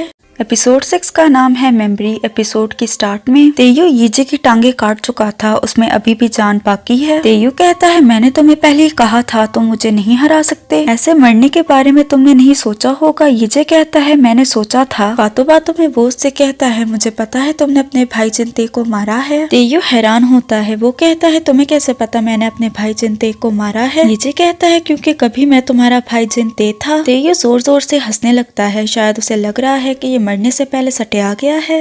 यीजी ने जानबूझकर ये बात तेयू के मुंह से उगलवाई है क्योंकि वीडियो के साथ साथ ऑडियो भी रिकॉर्ड हो रही है। एपिसोड 5 की एंडिंग में आते हैं। यीजी कहता है मेरी माँ मुझसे कहा करती थी आपके गुनाह आप तक वापस आने का रास्ता ढूंढ लेते हैं, इसलिए गुनाह कभी करो ही ना। लेकिन मैंने एक चीज सीखी है, अमीरों के गुनाह उनके पास नहीं आते, यानी उन्हें सजा मिलती ही नहीं। मैंने फैसला कर लिया है तेयू अपने किए की सजा भुगतेगा। डेथ उस पर टोंट मारती है तो अब सजा पाने वाला सजा देगा। वो बोलता है तुम्हारे रूल्स को फॉलो करके मैं इस गेम को जीतूंगा। डेथ कहते हैं तुम कब समझोगे, मौत प्लानिंग के मुताबिक नहीं होती। डेथ उसे शूट करती है। यीजी की आंख खुलती है। वो किसी के पीछे भाग रहा है। यीजी को लगता है शायद वो पुलिस वाला है। वो आदमी वहाँ रुक जाता है। वो जियोंग की बॉडी में है। यीजी खुश होता है वो एक पुलिस वाले की बॉडी में है। उसे तेयू को पकड़ने में आसानी होगी। इस काम को अंजाम देने के लिए उसे जिंदा रहना होगा। चोर चाकू निकालता है। यीजी अपनी जान बचाने के लिए भागता है। जीहोन उसे बचाता है। वो चोर को पकड़ लेता है। वो जियोंग यानी यीजी को कहता है मैं तुमसे ये नहीं कह रहा कि मेरे लिए अपनी जान की कुर्बानी दो, लेकिन कम से कम हमें शर्मिंदा तो ना करो। गुस्सा करके वो गाड़ी में बैठ जाता है। मेमोरी आती है जियोंग 42 साल का है। जब वो छोटा था उसके बाप की मौत हो गई। जियोंग का बाप जियोंग की तरह एक पुलिस ऑफिसर था। ड्यूटी के दौरान ही क्रिमिनल्स को पकड़ते हुए उसका बाप मर गया। जियोंग भी अपने बाप की तरह पुलिस वाला बनना चाहता था। बड़ा होकर उसने एग्जाम पास कर लिया, यानी अब वो भी एक पुलिस ऑफिसर बनेगा। ये सुनकर जियोंग की माँ बीमार पड़ गई। उसे लग रहा था उसके हस्बैंड की तरह उसका बेटा भी मारा जाएगा। ये देखते हुए जियोंग ने अपनी माँ से वादा किया कुछ भी हो जाए वो हमेशा अपनी जान की हिफाजत करेगा। इसी चक्कर में वो अपने डिपार्टमेंट का सबसे बुरा पुलिस ऑफिसर है। क्राइम सीन पर एक पुलिस ऑफिसर जियोंग को देखकर दूसरे पुलिस ऑफिसर को बताता है जब जियोंग किसी पुलिस ऑफिसर के साथ हो तो समझ जाना कि एक ही पुलिस ऑफिसर काम कर रहा है, क्योंकि जियोंग किसी काम का नहीं है। जियोंग शर्मिंदगी से एक साइड पे बैठा था। उसे खुद भी बुरा लग रहा है। हाल ही में इसकी माँ की मौत हो गई। जब तेयू जीहुन को मार रहा था उस वक्त भी उसने कुछ नहीं किया। जियोंग जीहुन की नजरों में भी गिर गया। वापस आते हैं। यीजी कहता है तभी जीहुन उसकी इज्जत नहीं करता। तभी रोड पर एक लड़का दूसरे लड़के को पीटता है। वो अपने पैसे उससे वापस मांगता है। जो लड़का दूसरे लड़के को मार रहा है ये तेसांग का दोस्त है। इसने यीजे को उस वक्त मारा था जब वो तेसांग की बॉडी में था। वो चाकू निकालता है। यीजे उसके पास आता है। तुम काफी लंबे अरसे तक दिखाई नहीं दिए। वो कहता है क्या तुमने मरना है। यीजे कहता है तुम मुझे एक दफा मार चुके हो। मेरी शक्ल थोड़ी बदल गई है लेकिन मैं तेसांग हूँ। वो कहता है बकवास मत करो, मैंने खुद तेसांग को मारा था। उससे में लोगों के सामने इसने अपना गुनाह कबूल कर लिया। लोग उसकी वीडियो भी बना रहे थे। वो चाकू दिखाकर लोगों को धमकाता है वो वीडियो ना बनाए। वो यीजे की तरफ आता है। यीजे उसे पीट कर नीचे गिराता है। यीजे की सब वीडियो बनाते हैं। बाकी पुलिस वाले तेसांग के दोस्त को ले जाते हैं। जीहुन को उस पर हैरत होती है। सारे लोग यीजे के लिए तालियां बजाते हैं। सोशल मीडिया पर उसकी ये वीडियो फेमस हो जाती है। पुलिस डिपार्टमेंट में हर कोई उसकी वीडियो देखकर हैरान होता है। हेड डिटेक्टिव को यकीन नहीं आता ये जियोंग है। वो बाकी सबसे पूछता है क्या जियोंग ने लाइफ इंश्योरेंस करवाई है। उसके बारे में न्यूज में भी दिखाया जाता है। यीजे जूहुन के साथ ग्यूचोल की आर्ट गैलरी जा रहा था। दूसरी तरफ तेयू यीजे को मारने के बारे में सोचकर खुश हो रहा था। उसे वो खूबसूरत पल याद आ रहे थे। वाह क्या काटा था मैंने। सेक्रेटरी आती है। उसके शैतानी दिमाग में आइडिया आता है। वो सेक्रेटरी को डिनर के लिए इनवाइट करता है। वो खुशी से उसके साथ जाने के लिए तैयार तैयार हो जाती है। अब वो घ्यूचोल की जगह को अपने प्लेग्राउंड की तरह इस्तेमाल करेगा। ये दोनों घ्यूचोल की जगह पर पहुंच जाते हैं। जीहुन कहता है बिना वारंट के उन्हें यहाँ नहीं आना चाहिए, वो मुश्किल में भी पड़ सकते हैं। यीजे कहता है इस घर का कोई मालिक नहीं है। यीजे सीक्रेट रूम में जाता है जहाँ पे सीसीटीवी कैमरास हैं। दराज में वो जीसू का पेन और मेमोरी कार्ड निकालता है। यीजे घ्यूचोल की वीडियो लगाता है जिसमें वो अपने विक्टिम को काट रहा था। ये देखकर जीहुन फोरेंसिक टीम को बुलाने जाता है। उसके जाते ही यीजे तेयू की वीडियोस को यूएसबी में ट्रांसफर करके अपने पास रखता है। तेयू का पोल वो बाद में सबके सामने खोलेगा और वहाँ से उसकी वीडियोस को डिलीट कर लेता है। पूरी टीम आके वहाँ की तलाशी शुरू करती है। यीजे उन्हें ऑर्डर देता है पेंटिंग्स पर भी स्प्रे किया जाए। घ्यूचोल इंसानी खून से इन पेंटिंग्स को बनाता था। लाइट्स ऑफ की जाती हैं। केमिकल की वजह से जहाँ खून था वो जगह चमक रही थी। पेंटिंग वाकई में इंसानी खून से बनी है। हेड डिटेक्टिव हैरत से उसे देखता है। भला जीयोंग को इस सब के बारे में कैसे पता? वो कहता है मेरी छठी हिस्स कह रही है तुम जीयोंग नहीं हो। यीजे सोचता है इसे कैसे पता? डिटेक्टिव तो मजाक कर रहा था। वो कहता है तुम जादू पर जादू करते जा रहे हो। उसे तो यकीन नहीं आ रहा ये जीयोंग है। वो उसे गले लगाकर शाबाशी देता है। सेक्रेटरी को लेकर तेयू भी यहाँ आता है। वो तो सेक्रेटरी को यहाँ पर काटने वाला था। लगता है उसका प्लान फेल हो गया। यीजे उसकी गाड़ी के पास आता है। तेयू को याद आता है ये वही पुलिस ऑफिसर है जिससे ये मिल चुका है। वो उससे अनजान बनकर पूछता है यहाँ पर क्या हुआ है। यीजे कहता है मर्डर की वजह से इस एरिया को ब्लॉक किया गया है। तुमने ये तो सुना ही होगा मुजरिम हमेशा उस जगह पर वापस जरूर आता है जहाँ वो जुर्म करता है। तेयू बोलता है ये बात तुम मुझसे क्यों कह रहे हो? यीजे कहता है मैं इसलिए कह रहा हूँ ताकि लोग तुम्हें कातिल न समझे। वो सेक्रेटरी की इन्फॉर्मेशन पूछता है। सेक्रेटरी कहती है तुम्हें मेरी इन्फॉर्मेशन क्यों चाहिए? यीजे कहता है जो भी यहाँ से गुजर रहा है उन सबसे इन्फॉर्मेशन ली जा रही है। ये भी हो सकता है तुम कहीं गायब हो जाओ। कातिल अपने नाम का टैग लगाकर तो नहीं घूमते ना। वो बाहर से आम इंसानों जैसे होते हैं लेकिन अंदर से डीमन। सही कहा ना? तेयू कहता है क्या उसे जाने की इजाजत है? वो उसे जाने देता है। बीच रास्ते में गाड़ी रोककर वो सेक्रेटरी को उतरने का बोलता है। उसकी शक्ल देखकर डर के मारे सेक्रेटरी उतर जाती है। तेयू को जीयोंग पर गुस्सा आता है। यीजे की मीडिया वाले पिक्चर्स लेते हैं। न्यूज में जीयोंग यानी यीजे की तारीफें होती हैं। घ्यूचोल की असलियत भी सबके सामने आ जाती है। वो एक सीरियल किलर है। उसी ने ही 15 लोगों का मर्डर किया है। ये न्यूज तेयू भी देखता है। उसे गैंगस्टर की बॉस की कॉल आती है। ये एपिसोड 3 वाले जूहुन का बॉस है। तेयू के कहने पर इसने घ्यूचोल की बॉडी को ठिकाने लगाया है। वो उसे अगला काम देता है जीयोंग को ठिकाने लगाने का यानी यीजे को। यीजे यूएसबी एक रिपोर्टर को देता है। तेयू का पोल आज रात न्यूज चैनल में दिखाया जाएगा। पुलिस हेड सारे पुलिस वालों की तारीफ करता है। ये केस अच्छे से सॉल्व हो गया तो उन्हें स्पेशल प्रमोशन मिलेगी। हेड डिटेक्टिव काफी ज्यादा खुश था। यीजे को देखते ही उसका दिल कर रहा था वो उसे चूम ले। वो काफी ज्यादा खुश है। जीहुन उसे अपने साथ बाहर लाता है। उसे कोई इम्पोर्टेंट बात करनी है। जीहुन उसे बताता है कि मुझे पता है तुमने घ्यूचोल के कंप्यूटर से कुछ फाइल्स कॉपी करके अपने पास रख कर उसे डिलीट कर दिया। वो वीडियोस किस बारे में थी? यीजे कहता है घ्यूचोल को किसने मारा है उस बारे में थी। घ्यूचोल मर गया है और मारने वाला तेयू है। अगर मैं ये सबूत पुलिस स्टेशन लाता तो मुझे यकीन है कोई तेयू के सबूतों को मिटा देता। मैं उस कमीने को सजा दिलाकर रहूंगा। जीहुन को टेंशन होती है। वो किसी को देखकर कहता है ये फिर से आ गई। क्या अभी भी इनकी इन्वेस्टिगेशन हो रही है? ये और कोई नहीं बल्कि यीजे की माँ है। जो पैसों का बैग यीजे ने अपनी माँ के घर में रखा था इसी वजह से उससे इन्वेस्टिगेशन की जा रही है। आखिर उस लड़के ने इसके घर में बैग क्यों रखा? यीजे की माँ ने ही बैग के बारे में पुलिस को बताया लेकिन उल्टा पुलिस उसी पर शक कर रही है। पुलिस को लग रहा है वो उनसे कुछ छुपा रही है इसीलिए वो उसे बार बार इन्वेस्टिगेशन के लिए बुला रहे हैं। यीजे की माँ कहती है मुझे इस बारे में कुछ नहीं पता। यीजे अपनी माँ को देखकर सोचता है मरने के बाद भी वो चीजों को ठीक नहीं कर पा रहा। यीजे की माँ पास से गुजरती है। वो उसे माँ कहकर बुलाता है। वो हैरत से उसकी तरफ देखती है। यीजे कहता है माफ करना मुझे समझ नहीं आ रहा था मैं आपको किस तरह बुलाऊं। यीजे की माँ कहती है कोई बात नहीं इतने टाइम बाद किसी ने उसे ऐसे पुकारा है। यीजे अपनी माँ के शू लेसेस बांधने लगता है। ये यीजे ने अपनी माँ को गिफ्ट किए थे। यीजे की माँ कहती है जब मैं इन्हें पहनती हूँ तो मुझे लगता है मेरा बेटा मेरे साथ है।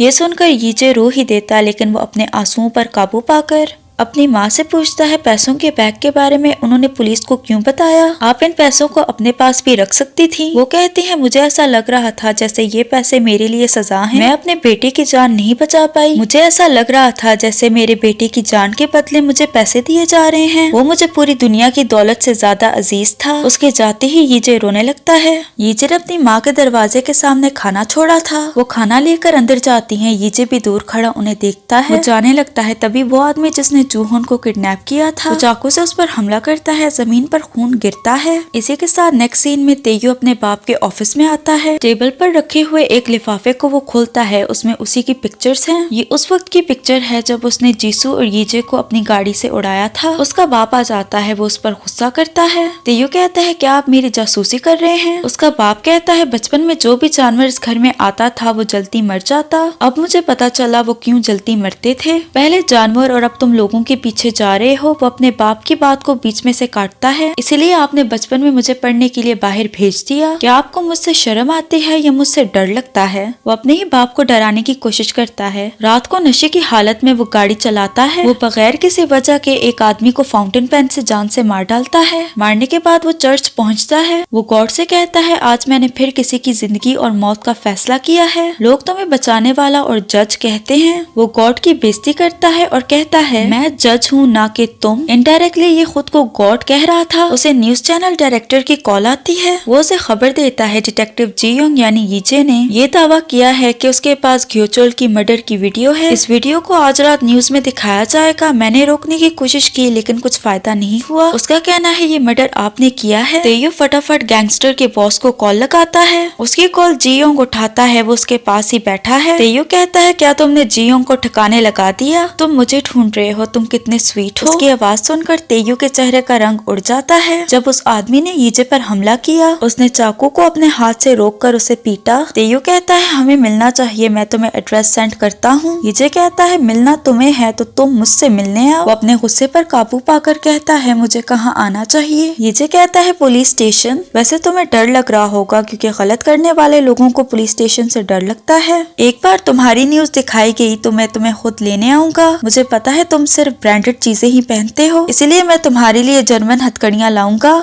कॉल काट कर वो बॉस को जेल में डालता है। उसे काम करता देखकर सीनियर डिटेक्टिव कहता है जियोंग ने एक हफ्ते में इतना काम किया है जितना उसने 12 साल में नहीं किया। उसे कमिश्नर की कॉल आती है। वो जियोंग से मिलना चाहता है। जियोंग कमिश्नर के ऑफिस जाता है। ऑफिस के बाहर वो आदमी खड़ा था जो तेसांग के दोस्त को अपने साथ लेकर गया था। ये तेयू का नया लॉयर है। यीजे अंदर जाता है। हाथ में चाय का कप पकड़े तेयू उसका इंतजार कर रहा था। जियोंग के आते ही कमिश्नर उन दोनों को अकेला छोड़ देता है। तेयू उसके साथ डील करना चाहता है। तुम जो कुछ भी चाहते हो, पैसा, पावर, जो कुछ भी, मैं तुम्हें दे सकता हूँ। ये सब कुछ उसे पेपर पर साइन करने से मिल जाएगा जो तेयू लाया है। यीजे जीसू का पेन निकालता है। तेयू तंजिया हंसता है। यीजे उसी पेन से पेपर को फाड़ डालता है। पेपर के टुकड़े टुकड़े करने के बाद वो उससे कहता है मुझे कुछ नहीं चाहिए। तेयू बोलता है फिर तुम्हें क्या चाहिए? तुम्हें ये सब करके क्या मिलेगा? यीजे कहता है मुझे तू चाहिए। तुझ जैसे पागल को सबक सिखाना है जो खुद को गॉड समझता है। ऐसे मुझे सेटिस्फेक्शन मिलेगी। जो कुछ भी है दाव पर लगा दो। तेयू से बातें सुनाता है। वो उसे गली का कुत्ता कहता है। यीजे किसी भी सूरत में मानने नहीं वाला। तेयू कहता है मान जाओ वरना बहुत बुरा होगा। यीजे कहता है कितना? ज्यादा से ज्यादा मैं मर जाऊंगा। तेयू बोलता है तुम तो ऐसे कह रहे हो जैसे तुम्हारे पास 9 जिंदगियां हैं। 9 तो नहीं बट 3-4 रहती हैं। यीजे कहता है 30 मिनट बाद मैं तुम्हें अरेस्ट करूंगा। उसके जाते ही लॉयर अंदर आता है। वो कहता है वो जियोंग को संभाल लेगा। वो किसी को कॉल करता है। पुलिस स्टेशन में 3 लोगों के पास कॉल आती है। जीहोन, सीनियर डिटेक्टिव और एक और डिटेक्टिव। हमें नहीं पता इनमें से उसने किसको कॉल की है। तीनों पर शक दिखाया जाता है। कॉल उठाने के बाद तीनों यहाँ वहाँ हो जाते हैं। यीजे न्यूज का इंतजार कर रहा था। उसके पास जीहोन आता है। ऐसा दिखाया जाता है जैसे वो उसे मारेगा लेकिन वो उसके लिए हॉट डॉग लाया है।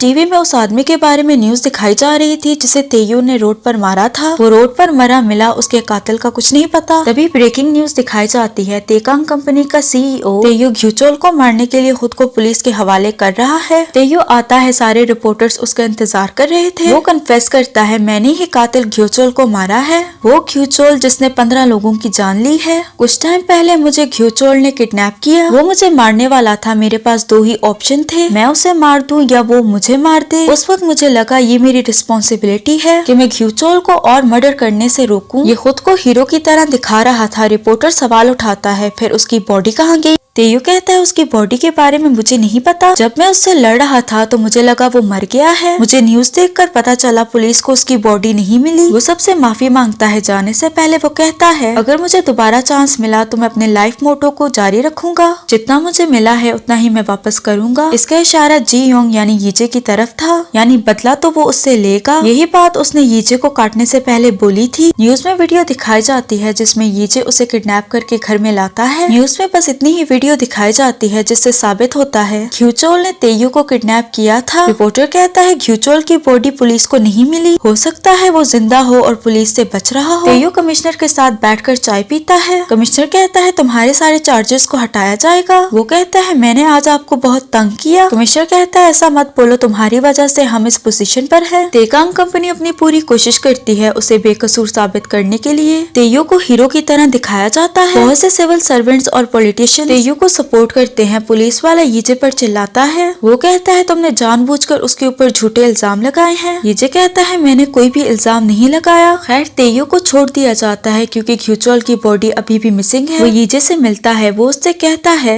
तुम्हारी स्टोरी की एंडिंग मैंने डिसाइड की है, अब तुम अपनी एंडिंग का इंतजार करो। जितना मुझे मिला है उतना ही मैं वापस करूंगा। बाहर निकलते ही लोग उसे ऐसे चेयर अप करते हैं जैसे वो कोई हीरो हो। लोग उसके नाम की माला जपते हैं। वो गाड़ी में जाकर बैठ जाता है। किसने सोचा था वो ऐसे प्लान के साथ सामने आएगा। ये जब पार्किंग लॉट में आता है उसे कोई किडनैप कर लेता है। ये पुलिस स्टेशन में काम करने वाला डिटेक्टिव है जिसके पास कॉल आई थी। इसने यीजे को चेयर पर बांधा हुआ है। तेयू जहाज में है, वो मुल्क छोड़कर जा रहा है। डिटेक्टिव उसे कॉल करके बताता है जियोंग के पास उस वीडियो की कोई भी कॉपी नहीं है, मैंने उसे पकड़ लिया है। तेयू कहता है उसे जिंदा रखना, मैं खुद उससे निपटूंगा। वो अपने फाउंटेन पेन में से पिल्स निकाल कर खाकर सो जाता है। वो नींद से उस वक्त जागता है जब जहाज जोर जोर से हिलने लगता है। उसे समझ नहीं आ रहा था आखिर हो क्या रहा है। जहाज में अनाउंसमेंट होती है। कोई भारी भरकम आवाज में कहता है मुझे पता है तुमने घ्योचोल से ज्यादा लोगों को मारा है। तुमने जिनथे, जेसोप, तेसांग, गोन्यू, जीसू इन सबको मारा है। तुम्हें तुम्हारे गुनाहों की सजा मिलेगी। वो कहता है तुम कौन हो। तेयू जाकर देखता है जहाज में पायलट नहीं है, जहाज ऑटो पायलट पर है। वो बाहर आता है। न्यूज फिर से शुरू होती है। तुमने अपने भाई जिनते को मारा है और ऐसा दिखाया जैसे वो एक्सीडेंट था। तुमने जेसोप को 3 बिलियन की ऑफर दी, इसीलिए वो बिना पैराशूट के जहाज से कूदा। ये जहाज 30 सेकंड्स के बाद फट जाएगा। तुम भी जिनते की तरह मारे जाओगे, लेकिन मैं तुम्हें एक चांस दूंगा।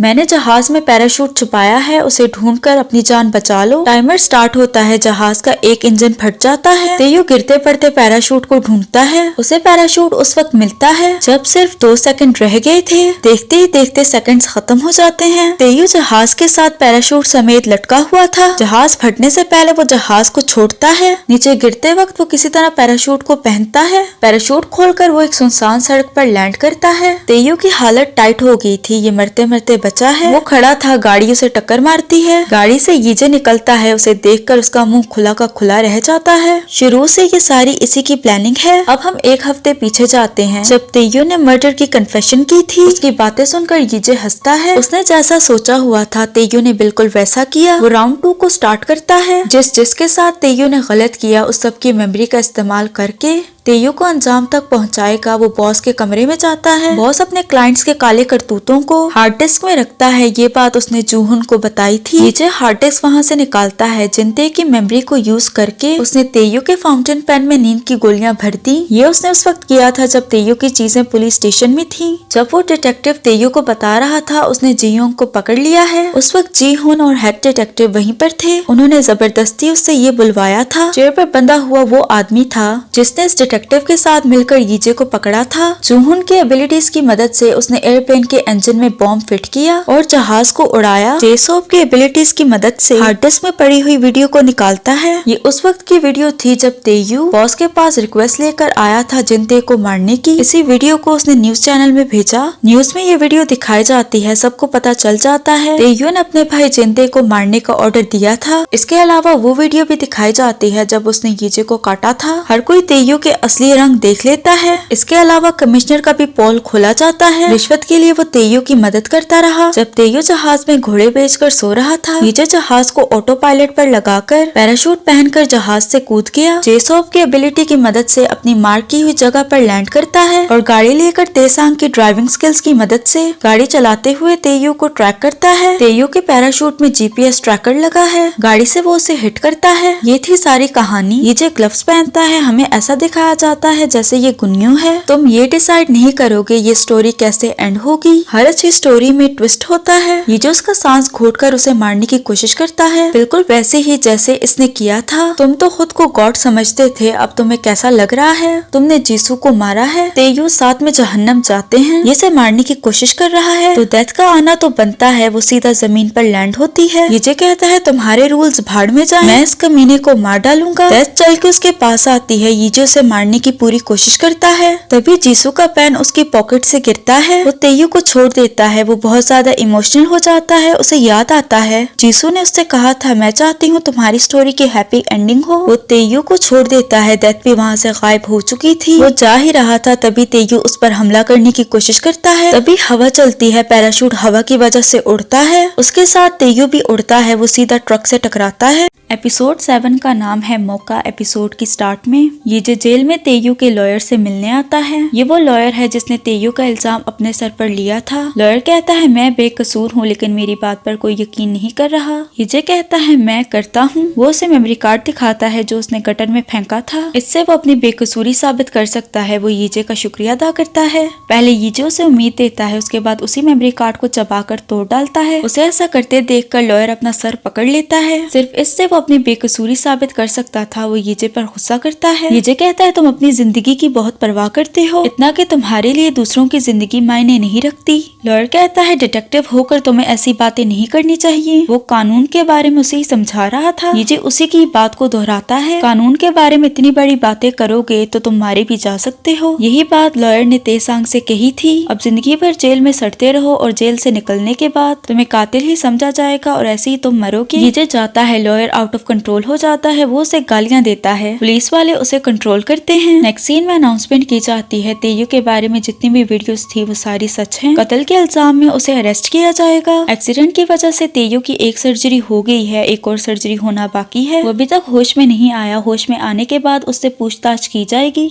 कमिश्नर वगैरह जो उसकी मदद किया करते थे उनका पोल भी खुल गया है। इसके अलावा तेयू का बाप अपनी पोजीशन से इस्तीफा दे देता है। ये हॉस्पिटल में तेयू से मिलने आता है। तेयू अधमरी हालत में पड़ा है। उसे देखकर ये कहता है अब तुम्हारे लिए किसी इंसान को मारना तो दूर की बात, पूरी जिंदगी अब तुम एक मक्खी को भी चोट नहीं पहुंचा सकते। वो इसलिए क्योंकि तेयू की टांगे कट चुकी हैं। अब इसे दुनिया में ही जहन्नम का मजा मिलेगा। यहाँ से सीधा वो जाता है जीसू की अस्थियों के पास। पेन जीसू की तस्वीरों के साथ रखा है। उस रात तुमने ही मुझे रोका था। अगर पेन कोर्ट से ना गिरता तो यकीनन गीजे उसे मारकर जहन्नम पहुंच चुका होता। वो उसके लिए रोता है। इसके बाद गीजे जीयोंग की जिंदगी गुजारने लगता है। ये दोनों कैफे में जाकर एक क्रिमिनल को पकड़ते हैं। वो जीहुन के साथ मिलकर क्रिमिनल्स को पकड़ता और मौत का इंतजार करता। ऐसे ही उसे जीयोंग की जिंदगी जीने की आदत हो गई। यीजे को ऐसा लगने लगा था जैसे वो हमेशा से जीयोंग ही था। यीजे और जीहुन क्रिमिनल्स से लड़ते हैं। इसी दौरान एक आदमी यीजे को मारने वाला था। यीजे भी मरने के लिए तैयार था। जीहुन उसे पकड़ लेता है। वो उसे नॉकडाउन करता है। जीहुन को चोट आई है। उसे हॉस्पिटल में एडमिट किया जाता है। बचाने के लिए यीजे उसका शुक्रिया अदा करता है। वो कहता है कोई बात नहीं। उससे मिलने उसकी वाइफ और बेटी आती है। उसकी वाइफ रोने लगती है। उसे रोता देखकर यीजे उसकी बेटी को कहता है स्नैक्स खाने चलते हैं। वो अपने बाप से पूछती है ये कौन है? ये मेरा दोस्त है, तुम उसे अंकल कह सकती हो। इसका नाम है सुलगी। वो दोनों खाना खाते हैं। सुलगी अपने बाप के लिए काफी परेशान है। वो यीजे से पूछती है अंकल क्या आप भी पुलिस ऑफिसर हैं? आपको भी चोट लगती है? क्योंकि जब भी उसका बाप काम पर जाता है हमेशा उसे चोट लगती है। खैर सुलगी चाहती थी उसके बाप को चोट ना लगे। यीजे उससे वादा करता है वो उसके बाप को चोट नहीं लगने देगा। उसके हाथ पर चोट लगी देखकर सुलगी उसके हाथ पर बैंडेज लगाती है। यीजे उसे वापस लेकर आता है। जीहुन की हैप्पी फैमिली को देखकर यीजे का मन करता है वो भी अपनी फैमिली बनाए। यीजे और जीहुन क्रिमिनल के पीछे भागते हैं। भागते हुए वो रूफ टॉप पर पहुंचते हैं। क्रिमिनल के पास भागने के लिए कोई रास्ता नहीं था। वो अपने बैग में से बंदूक निकालता है। एक गोली वो जीहुन की टांग पर मारता है और दूसरी गोली यीजे के बाजू पर। क्रिमिनल कहता है अब बताओ किसको पहले मरना है? यीजे को अपना वादा याद आता है। वो जीहुन को देखकर खुद से कहता है मैं जीसू को बचाने में नाकामयाब हुआ था लेकिन इस बार मैं ऐसा नहीं होने दूंगा। वो भागकर क्रिमिनल को पकड़ता है। इस सब के दौरान क्रिमिनल उसके पेट में 2 गोलियां मारता है। यीजे क्रिमिनल को उठाकर नीचे फेंकता है। वो भी नीचे गिर जाता है। जीहुन भागकर उसके पास जाता है लेकिन उस वक्त तक वो मर चुका था। इसी के साथ घड़ी की सुई 4 से 3 पर जाती है। यीजे की आंख खुलती है। डेथ कहती है मैंने तुम्हें वार्निंग दी थी, इतनी जल्दी मत मरना। यीजे जवाब देता है मैंने खुद को जानबूझकर नहीं मारा, मैंने अपनी जिंदगी किसी और के लिए सेक्रीफाइस की है। डेथ को यकीन नहीं आता। वो कहती है तुम हो कौन? मैं तुमसे पूछ रही हूँ तुम कौन थे? यीजे कहता है ये क्या अजीब सवाल है। दैत उस पर हंसकर कहती है तुम्हें खुद पर काफी नाज होगा, फिलहाल के लिए तुम यहाँ से जाओ। वो उसे गोली मारती है। यीजे एक भिखारी की बॉडी में उठता है। यीजे खुद से कहता है मैंने इतना कुछ झेला है, ये भी झेल लूंगा। जाने से पहले कटोरे में से वो पैसों को उठाता है। टीवी में उसी की ही न्यूज दिखाई जाती है, उसकी तारीफें होती हैं। आज जियोंग यानी यीजे का अपना फ्यूनरल है। तेयू न्यूज में उसके मरने की खबर सुनकर उस पर हंसता है। रस्सी जल गई, बल नहीं गया। जिस हॉस्पिटल में ये एडमिट है उसी हॉस्पिटल में उसका फ्यूनरल है। यीजे वहाँ पहुँचता है। बड़े बड़े लोगों ने उसके लिए बुके रखे हैं। वहाँ जूहुन की पूरी फैमिली भी थी। अपना प्रॉमिस रखने के लिए सुलगी यीजे का शुक्रिया अदा करती है। जिहुन रोते हुए वहाँ से जाता है। सुलगी यीजे को देखती है। यीजे उसकी तरफ हाथ हिलाता है। उसे देखकर सुलगी डर जाती है। यीजे हेड डिटेक्टिव को देखता है जो उसके बारे में बातें कर रहा था। यीजे को वहाँ खड़ा देखकर एक आदमी उसे निकालने की कोशिश करता है। उसके पास से बदबू आ रही थी। हेड डिटेक्टिव उसे रोकता है। वो यीजे के लिए प्लास्टिक बैग में खाना लाता है। यीजे की शक्ल देखने वाली थी। वहाँ पर प्राइम मिनिस्टर आता है। हर कोई उसे पीछे करता है। यीजे सोचता है जो भी अच्छे काम उसने जियोंग बनकर किए हैं इस सब का ताल्लुक उसके साथ नहीं है। जो कुछ भी वो कर ले इसकी सच्चाई नहीं बदलेगी। वो सीढ़ियों के साइड से जाता है। सीढ़ियों पर जिहुन बैठा रो रहा था। जिहुन को लग रहा था ये सारी उसकी गलती है। यीजे उसके कंधे पर हाथ रख के कहता है ये तुम्हारी गलती नहीं है, खुद को कसूर देना बंद करो। उस दिन वो खुद नीचे कूदा था। जियोंग को गुस्सा आ जाता है। वो उसे पकड़ता है। तुम होते कौन हो ऐसा कहने वाले?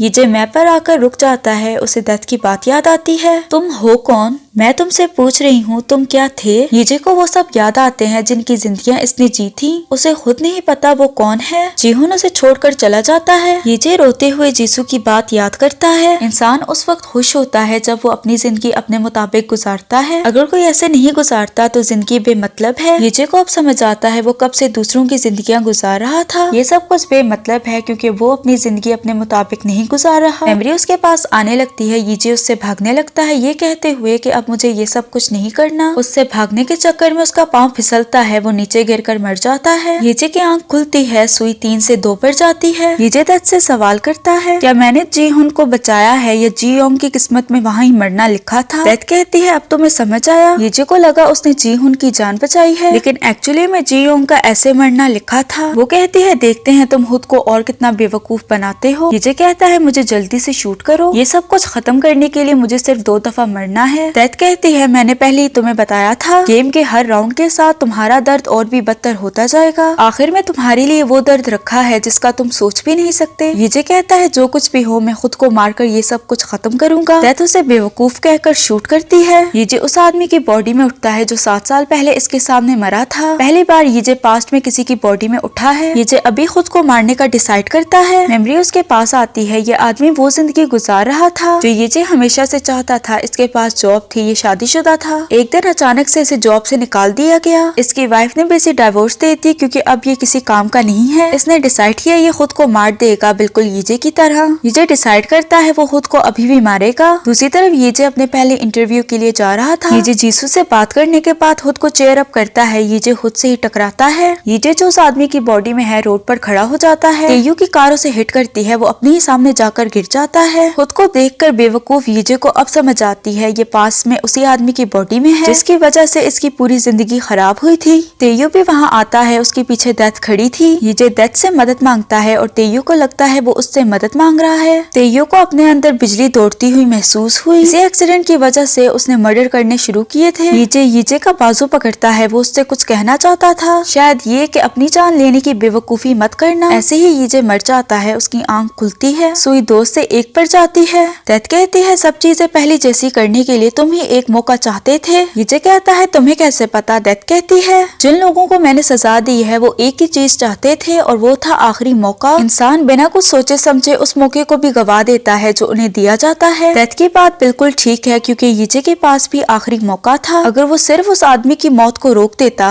तो यीजे का इंटरव्यू खराब ना होता, तेयू कातिल ना बनता। ये सारी चीजें ये रोक सकता था सिर्फ एक इंसान की मौत को रोक कर, लेकिन अपनी बेवकूफी की वजह से उसने ये मौका भी गवा दिया। अब बचा है आखिरी आखिरी शॉट यीजे कहता है, सिर्फ मौत ही उसे इस दर्द से निकाल सकती है। मुझे जहन्नम में ही जाना है तो तुम मुझे जिसकी बॉडी में भी भेजोगी मैं खुद को जल्द से जल्द मार डालूंगा। डेथ कहती है, मुझे नहीं लगता। यीजे कहता है, देख लेंगे। वो उसे शूट करती है। यीजे की आंख किसी के घर में खुलती है। दीवार पर उसकी तस्वीरें लगी हैं। वो शीशे में खुद को देखता है। वो अपनी माँ की बॉडी में है। एपिसोड 8 का नाम है मौत की तलाश में मत जाओ, मौत तुम्हें ढूंढेगी। यीजे अपनी माँ की बॉडी में उठता है। खुद को देखकर वो कहता है, डेथ कितनी जालिम है। मेमोरी उसके पास आने लगती है। वो उससे दूर भागना चाहता था।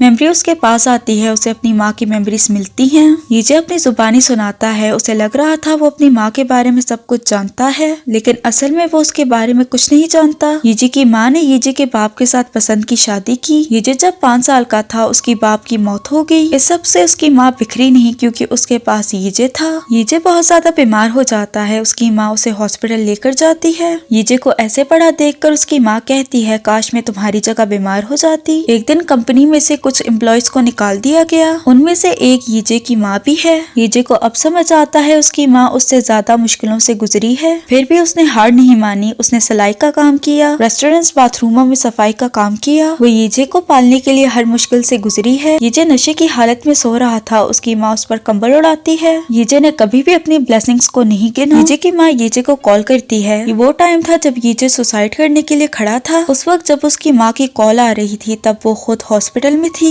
कॉल ना उठाने पर यीजे की माँ उससे मिलने के लिए तैयार होती है। तभी उसे यीजे की मौत की खबर मिलती है, जिसे सुनकर वो बेहोश हो जाती है। यीजे की माँ मुर्दा खाने पहुँचती है। यीजे को देखकर वो फूट फूट कर रोने लगती है। यीजे की लाश को ले जाया जाता है। जीसू और उसकी माँ रोती हैं। पुलिस वाले उसकी माँ से सवाल करते हैं। पुलिस वाला कहता है, तुम्हारे बेटे ने खुद को क्यों मारा होगा। यीजे की माँ खुद को ब्लेम करती है। वो कहती है, मैंने अपने बेटे को मारा है। यीजे की माँ का कहना था वो अच्छी माँ नहीं है। अगर वो होती तो यीजे ऐसा कभी ना करता। काम की जगह पर एक वर्कर अपने ग्रैंडसन के बारे में बात करती है। वो 1 साल का हो गया है। सारे उसे मुबारकबाद देते हैं। यीजे की माँ उसके ग्रैंडसन के लिए कुछ पैसे देती है। उसके जाते ही वर्कर्स कहती हैं, इससे अपने ग्रैंडसन के कपड़े मत खरीदना, कहीं इस औरत की बुरी किस्मत तुम्हारे पास ना आ जाए। बाहर यीजे की माँ ये सब कुछ सुन रही थी। बाथरूम की सफाई करते वक्त वो नेपोलियन का कोट पढ़ती है। बच्चे का अच्छा फ्यूचर बनाना माँ का काम है। अब ये कोट बाथरूम में क्यों लगा है ये सोचने की बात है। इसे पढ़ के यीजे की माँ रोने लगती है। फ्लैशबैक से वापस आते हैं। ये सब कुछ जानकर यीजे रोने लगता है। यीजे को अपनी और डेथ की कन्वर्सेशन याद आती है। यीजे ने कहा था, मैंने कभी किसी को हर्ट नहीं किया है। डेथ कहती है, गौर से सोचो, क्या तुमने कभी किसी को हर्ट नहीं किया। डेथ को शुरू से पता था यीजे की गलती क्या है। वो था जीसू और अपनी माँ को हर्ट करना। जो उसने किया उसकी सजा के तौर पर उसे 12 दफा मौत मिली। सबसे ज्यादा दर्द उसे उस वक्त नहीं हुआ जब उसे जलाया गया था, जब उसे काटा गया था। उसे सबसे ज्यादा दर्द उस वक्त हुआ जब जीसू उसके सामने मर गई, क्योंकि जीसू से वो मोहब्बत करता था। अब यीजे को समझ आया उसकी माँ को भी इतना दर्द हुआ होगा। यीजे को अपनी मौत पर शर्मिंदगी होती है। इसके बाद यीजे अपनी माँ की बॉडी में जिंदगी गुजारने लगा। वो सुबह सवेरे उठकर काम पर जाता। वहाँ जाकर यीजे सफाई वगैरह करता है। उसके बाद जाते वक्त उसके घुटने में दर्द होता है। घुटने पर मरहम लगाने के लिए वो दराज खोलता है। उसे अपनी माँ का सेविंग अकाउंट मिलता है। जब यीजे छोटा था तो उसकी माँ ने उसके लिए सेविंग अकाउंट खोला ताकि बड़ा होकर वो अपने लिए घर खरीद सके। अभी तक वो उसके लिए पैसे जमा कर रही थी। काम के बाद हर रोज यीजे की माँ उससे मिलने आती थी। मेरा मतलब कि उसकी अस्थियों के पास यीजे भी वहाँ जाता है। वहाँ जाते ही उसे अपनी माँ की एक और मेमोरी याद आती है। यीजे की माँ कहती है, मैंने तुम्हें कहा था अगले जन्म में भी तुम मेरे बेटे बनना। मैं अपनी इस बात को वापस लेती हूँ। तुम्हें अगले जन्म में ऐसे माँ बाप मिले जो मुझसे बेहतर और अमीर हों, ताकि तुम खुशी से जिंदगी गुजार पाओ। मैं दूर खड़ी होकर तुम्हें अच्छी जिंदगी गुजारते हुए देखूंगी और मैं ऐसे जाहिर करूंगी जैसे मैं तुम्हें नहीं जानती। बदले में तुम लंबी जिंदगी जीना। ये सोचकर जोर जोर से रोने लगता है। वो अपनी माँ से ये कहना चाहता था अगले जन्म में भी वो उसका बेटा बनना पसंद करेगा, लेकिन अफसोस अब बहुत देर हो चुकी है। यीजे को अपने शूज देखकर याद आता है जब उसने शूज दिए थे तब उसने अपनी माँ से वादा किया था वो उसे पहाड़ पर लेकर जाएगा। ये वो पहाड़ है जहाँ यीजे की माँ यीजे के बाप के साथ जाया करती थी जब वो छोटा था। ये याद आते ही यीजे उस पहाड़ की तरफ निकल पड़ता है। घुटनों के दर्द के बावजूद वो ऊपर पहुँच जाता है। ऐसा दिखाया जाता है जैसे यीजे की माँ पहाड़ से ढलते सूरज को देख रही है और साथ में यीजे खड़ा है। यीजे अपनी माँ से माफी मांगता है क्योंकि वो अपना ये वादा भूल गया था। यीजे अपनी माँ का हाथ पकड़ता है। वो अपनी माँ को ये सब कुछ दिखाना चाहता था, लेकिन एक्चुअली में वो वहाँ अकेला खड़ा है। ऐसी ही रात हो जाती है जब वो नीचे उतरने लगता है। ढलान से उसका पाँव फिसलता है। वो नीचे जाकर गिरता है। उसे बहुत चोटें आती जाती हैं वो चल नहीं पाता। वो मदद के लिए आवाज लगाता है लेकिन कोई फायदा नहीं, आसपास कोई नहीं है। वो खुद को ऊपर करने की कोशिश करता है, कुछ ही सेकंड्स में वो हार मान जाता है क्योंकि ये यीजे है। वो आंखें बंद करता है, उसे याद आता है वो अपनी माँ की बॉडी में है। वो अपनी माँ को यहाँ मरने नहीं दे सकता, उसकी माँ को जीना होगा। यीजे हिम्मत करता है, वो खुद को ऊपर की तरफ घसीटता है। थोड़ी देर में उसकी आंखें बंद हो जाती हैं। जब वो आंखें खोलता है तो वो हॉस्पिटल में है, कोई उसे वहाँ ले आया था। यीजे अपनी माँ का शुक्रिया अदा करता है जिंदा रहने के लिए। यीजे को समझ आता है जितना रात को वो चाहता था उसकी माँ जिंदा रहे, उतना ही उसकी माँ चाहती थी कि यीजे जिंदा रहे। ये रियलाइज करने के बाद यीजे अपनी माँ से कहता है मैंने बहुत बड़ी गलती की है। इसके बाद यीजे ने अपनी माँ की विश को पूरा किया। यीजे की माँ चाहती थी यीजे लंबी जिंदगी जिए, इसी विश को पूरा करने के लिए वो अपनी माँ की जिंदगी गुजारता रहा। यीजे ने 32 यानी 32 साल अपनी माँ की बॉडी में गुजारे। वो काफी बूढ़ा हो गया था, या ये कहूँ कि बूढ़ी हो गई थी। जो घर हमें पीछे दिखाया जा रहा है शायद यीजे ने अपनी माँ की सेविंग से खरीदा है, जो बचपन से उसकी माँ उसके लिए सेव करती आ रही थी। वो व्हील चेयर पर बैठकर जीसू और अपनी माँ की तस्वीर देखता है। यीजे कहता है अपनी माँ की बॉडी में आने के बाद उसे पता चला अगर इंसान अपनी जिंदगी डर में गुजारता है तो आप ये नहीं कह सकते कि आप जी रहे हो। मैं बुज़दिल था जिसने अपनी जिंदगी डर में गुजारी है। मुझे ये डर था लोग मेरी कीमत नहीं जानेंगे और मुझे ठुकराया जाएगा। इसी डर की वजह से मैंने अपनी जान ले ली। मरने के बाद मुझे पता चला जिंदगी खुद एक मौका है। जितनी भी मुश्किलें मैंने अपनी जिंदगी में गुजारी हैं, वो जिंदगी का छोटा सा हिस्सा थी। जिंदगी डिफरेंट दिनों से बनी है, कुछ अच्छे दिन कुछ बुरे दिन। फेल होने से कुछ नहीं होता जब तक इंसान हार न माने। ऐसे ही यीजे दम तोड़ देता है। यीजे की आंख डेथ के पास खुलती है, इस बार सुई गायब हो जाती है। यीजे डेथ से कहता है मैंने नहीं सोचा था मैं तुमसे ये कहूँगा, लेकिन मैंने तुम्हें बहुत याद किया है। मुझे यकीन नहीं था मैं तुम्हें इतनी देर बाद देखूंगा। डेथ कहती है तुमने इतना लंबा अरसा भी नहीं गुजारा है, लेकिन मेरे लिए ये टाइम बहुत था। इस पूरे टाइम में सोचता रहा जब मैं तुमसे मिलूंगा तब मैं तुमसे क्या कहूँगा। ये जब अपने घुटनों के बल बैठता है, वो रोते हुए डेथ से कहता है मैं तुमसे भीख मांगता हूँ, क्या तुम मुझे एक दफा और शूट कर सकती हो। डेथ बोलती है मैं सारी गोलियां यूज कर चुकी हूँ। ये रोते हुए कहता है मुझे पता है, लेकिन क्या तुम मुझे अपनी जिंदगी जीने के लिए एक और चांस दे सकती हो। आखिरी बार मैं अपनी माँ को गले लगाना चाहता हूँ। डेथ कहती है मैंने तुमसे कहा था तुम मुझे मेरी गेम में नहीं हरा सकते। तुम जीत गए, तुम मरे नहीं और जी कर दिखाया। तुम्हारी सजा अब पूरी होती है, अब गॉड तुम्हारा फैसला करेंगे, लेकिन उससे पहले मैं तुम्हें एक और चांस दूंगी। वो एक और बुलेट गन में डालकर उसे घुमाती है। अब ये यीजे की किस्मत है, अगर गोली चल गई तो उसे एक और चांस मिलेगा और अगर नहीं तो गॉड उसका फैसला करेंगे। वो गन यीजे को पकड़ाती है। यीजे अपनी कनपट्टी पर रखता है, रोते हुए वो ट्रिगर को दबाता है, गोली चल जाती है। यीजे की आंख रूफ टॉप पर खुलती है जहाँ से उसने खुदकुशी की थी, वो अपनी बॉडी में है। उसकी माँ की कॉल आती है। यीजे रोते हुए अपनी माँ की कॉल उठाता है। यीजे का लिखा हुआ नोट हवा में उड़ जाता है। इसी के साथ ये सीरीज एंड हो जाती है। अगर आपको वीडियो पसंद आई तो लाइक शेयर और सब्सक्राइब करते जाना। मिलते हैं अगली वीडियो में।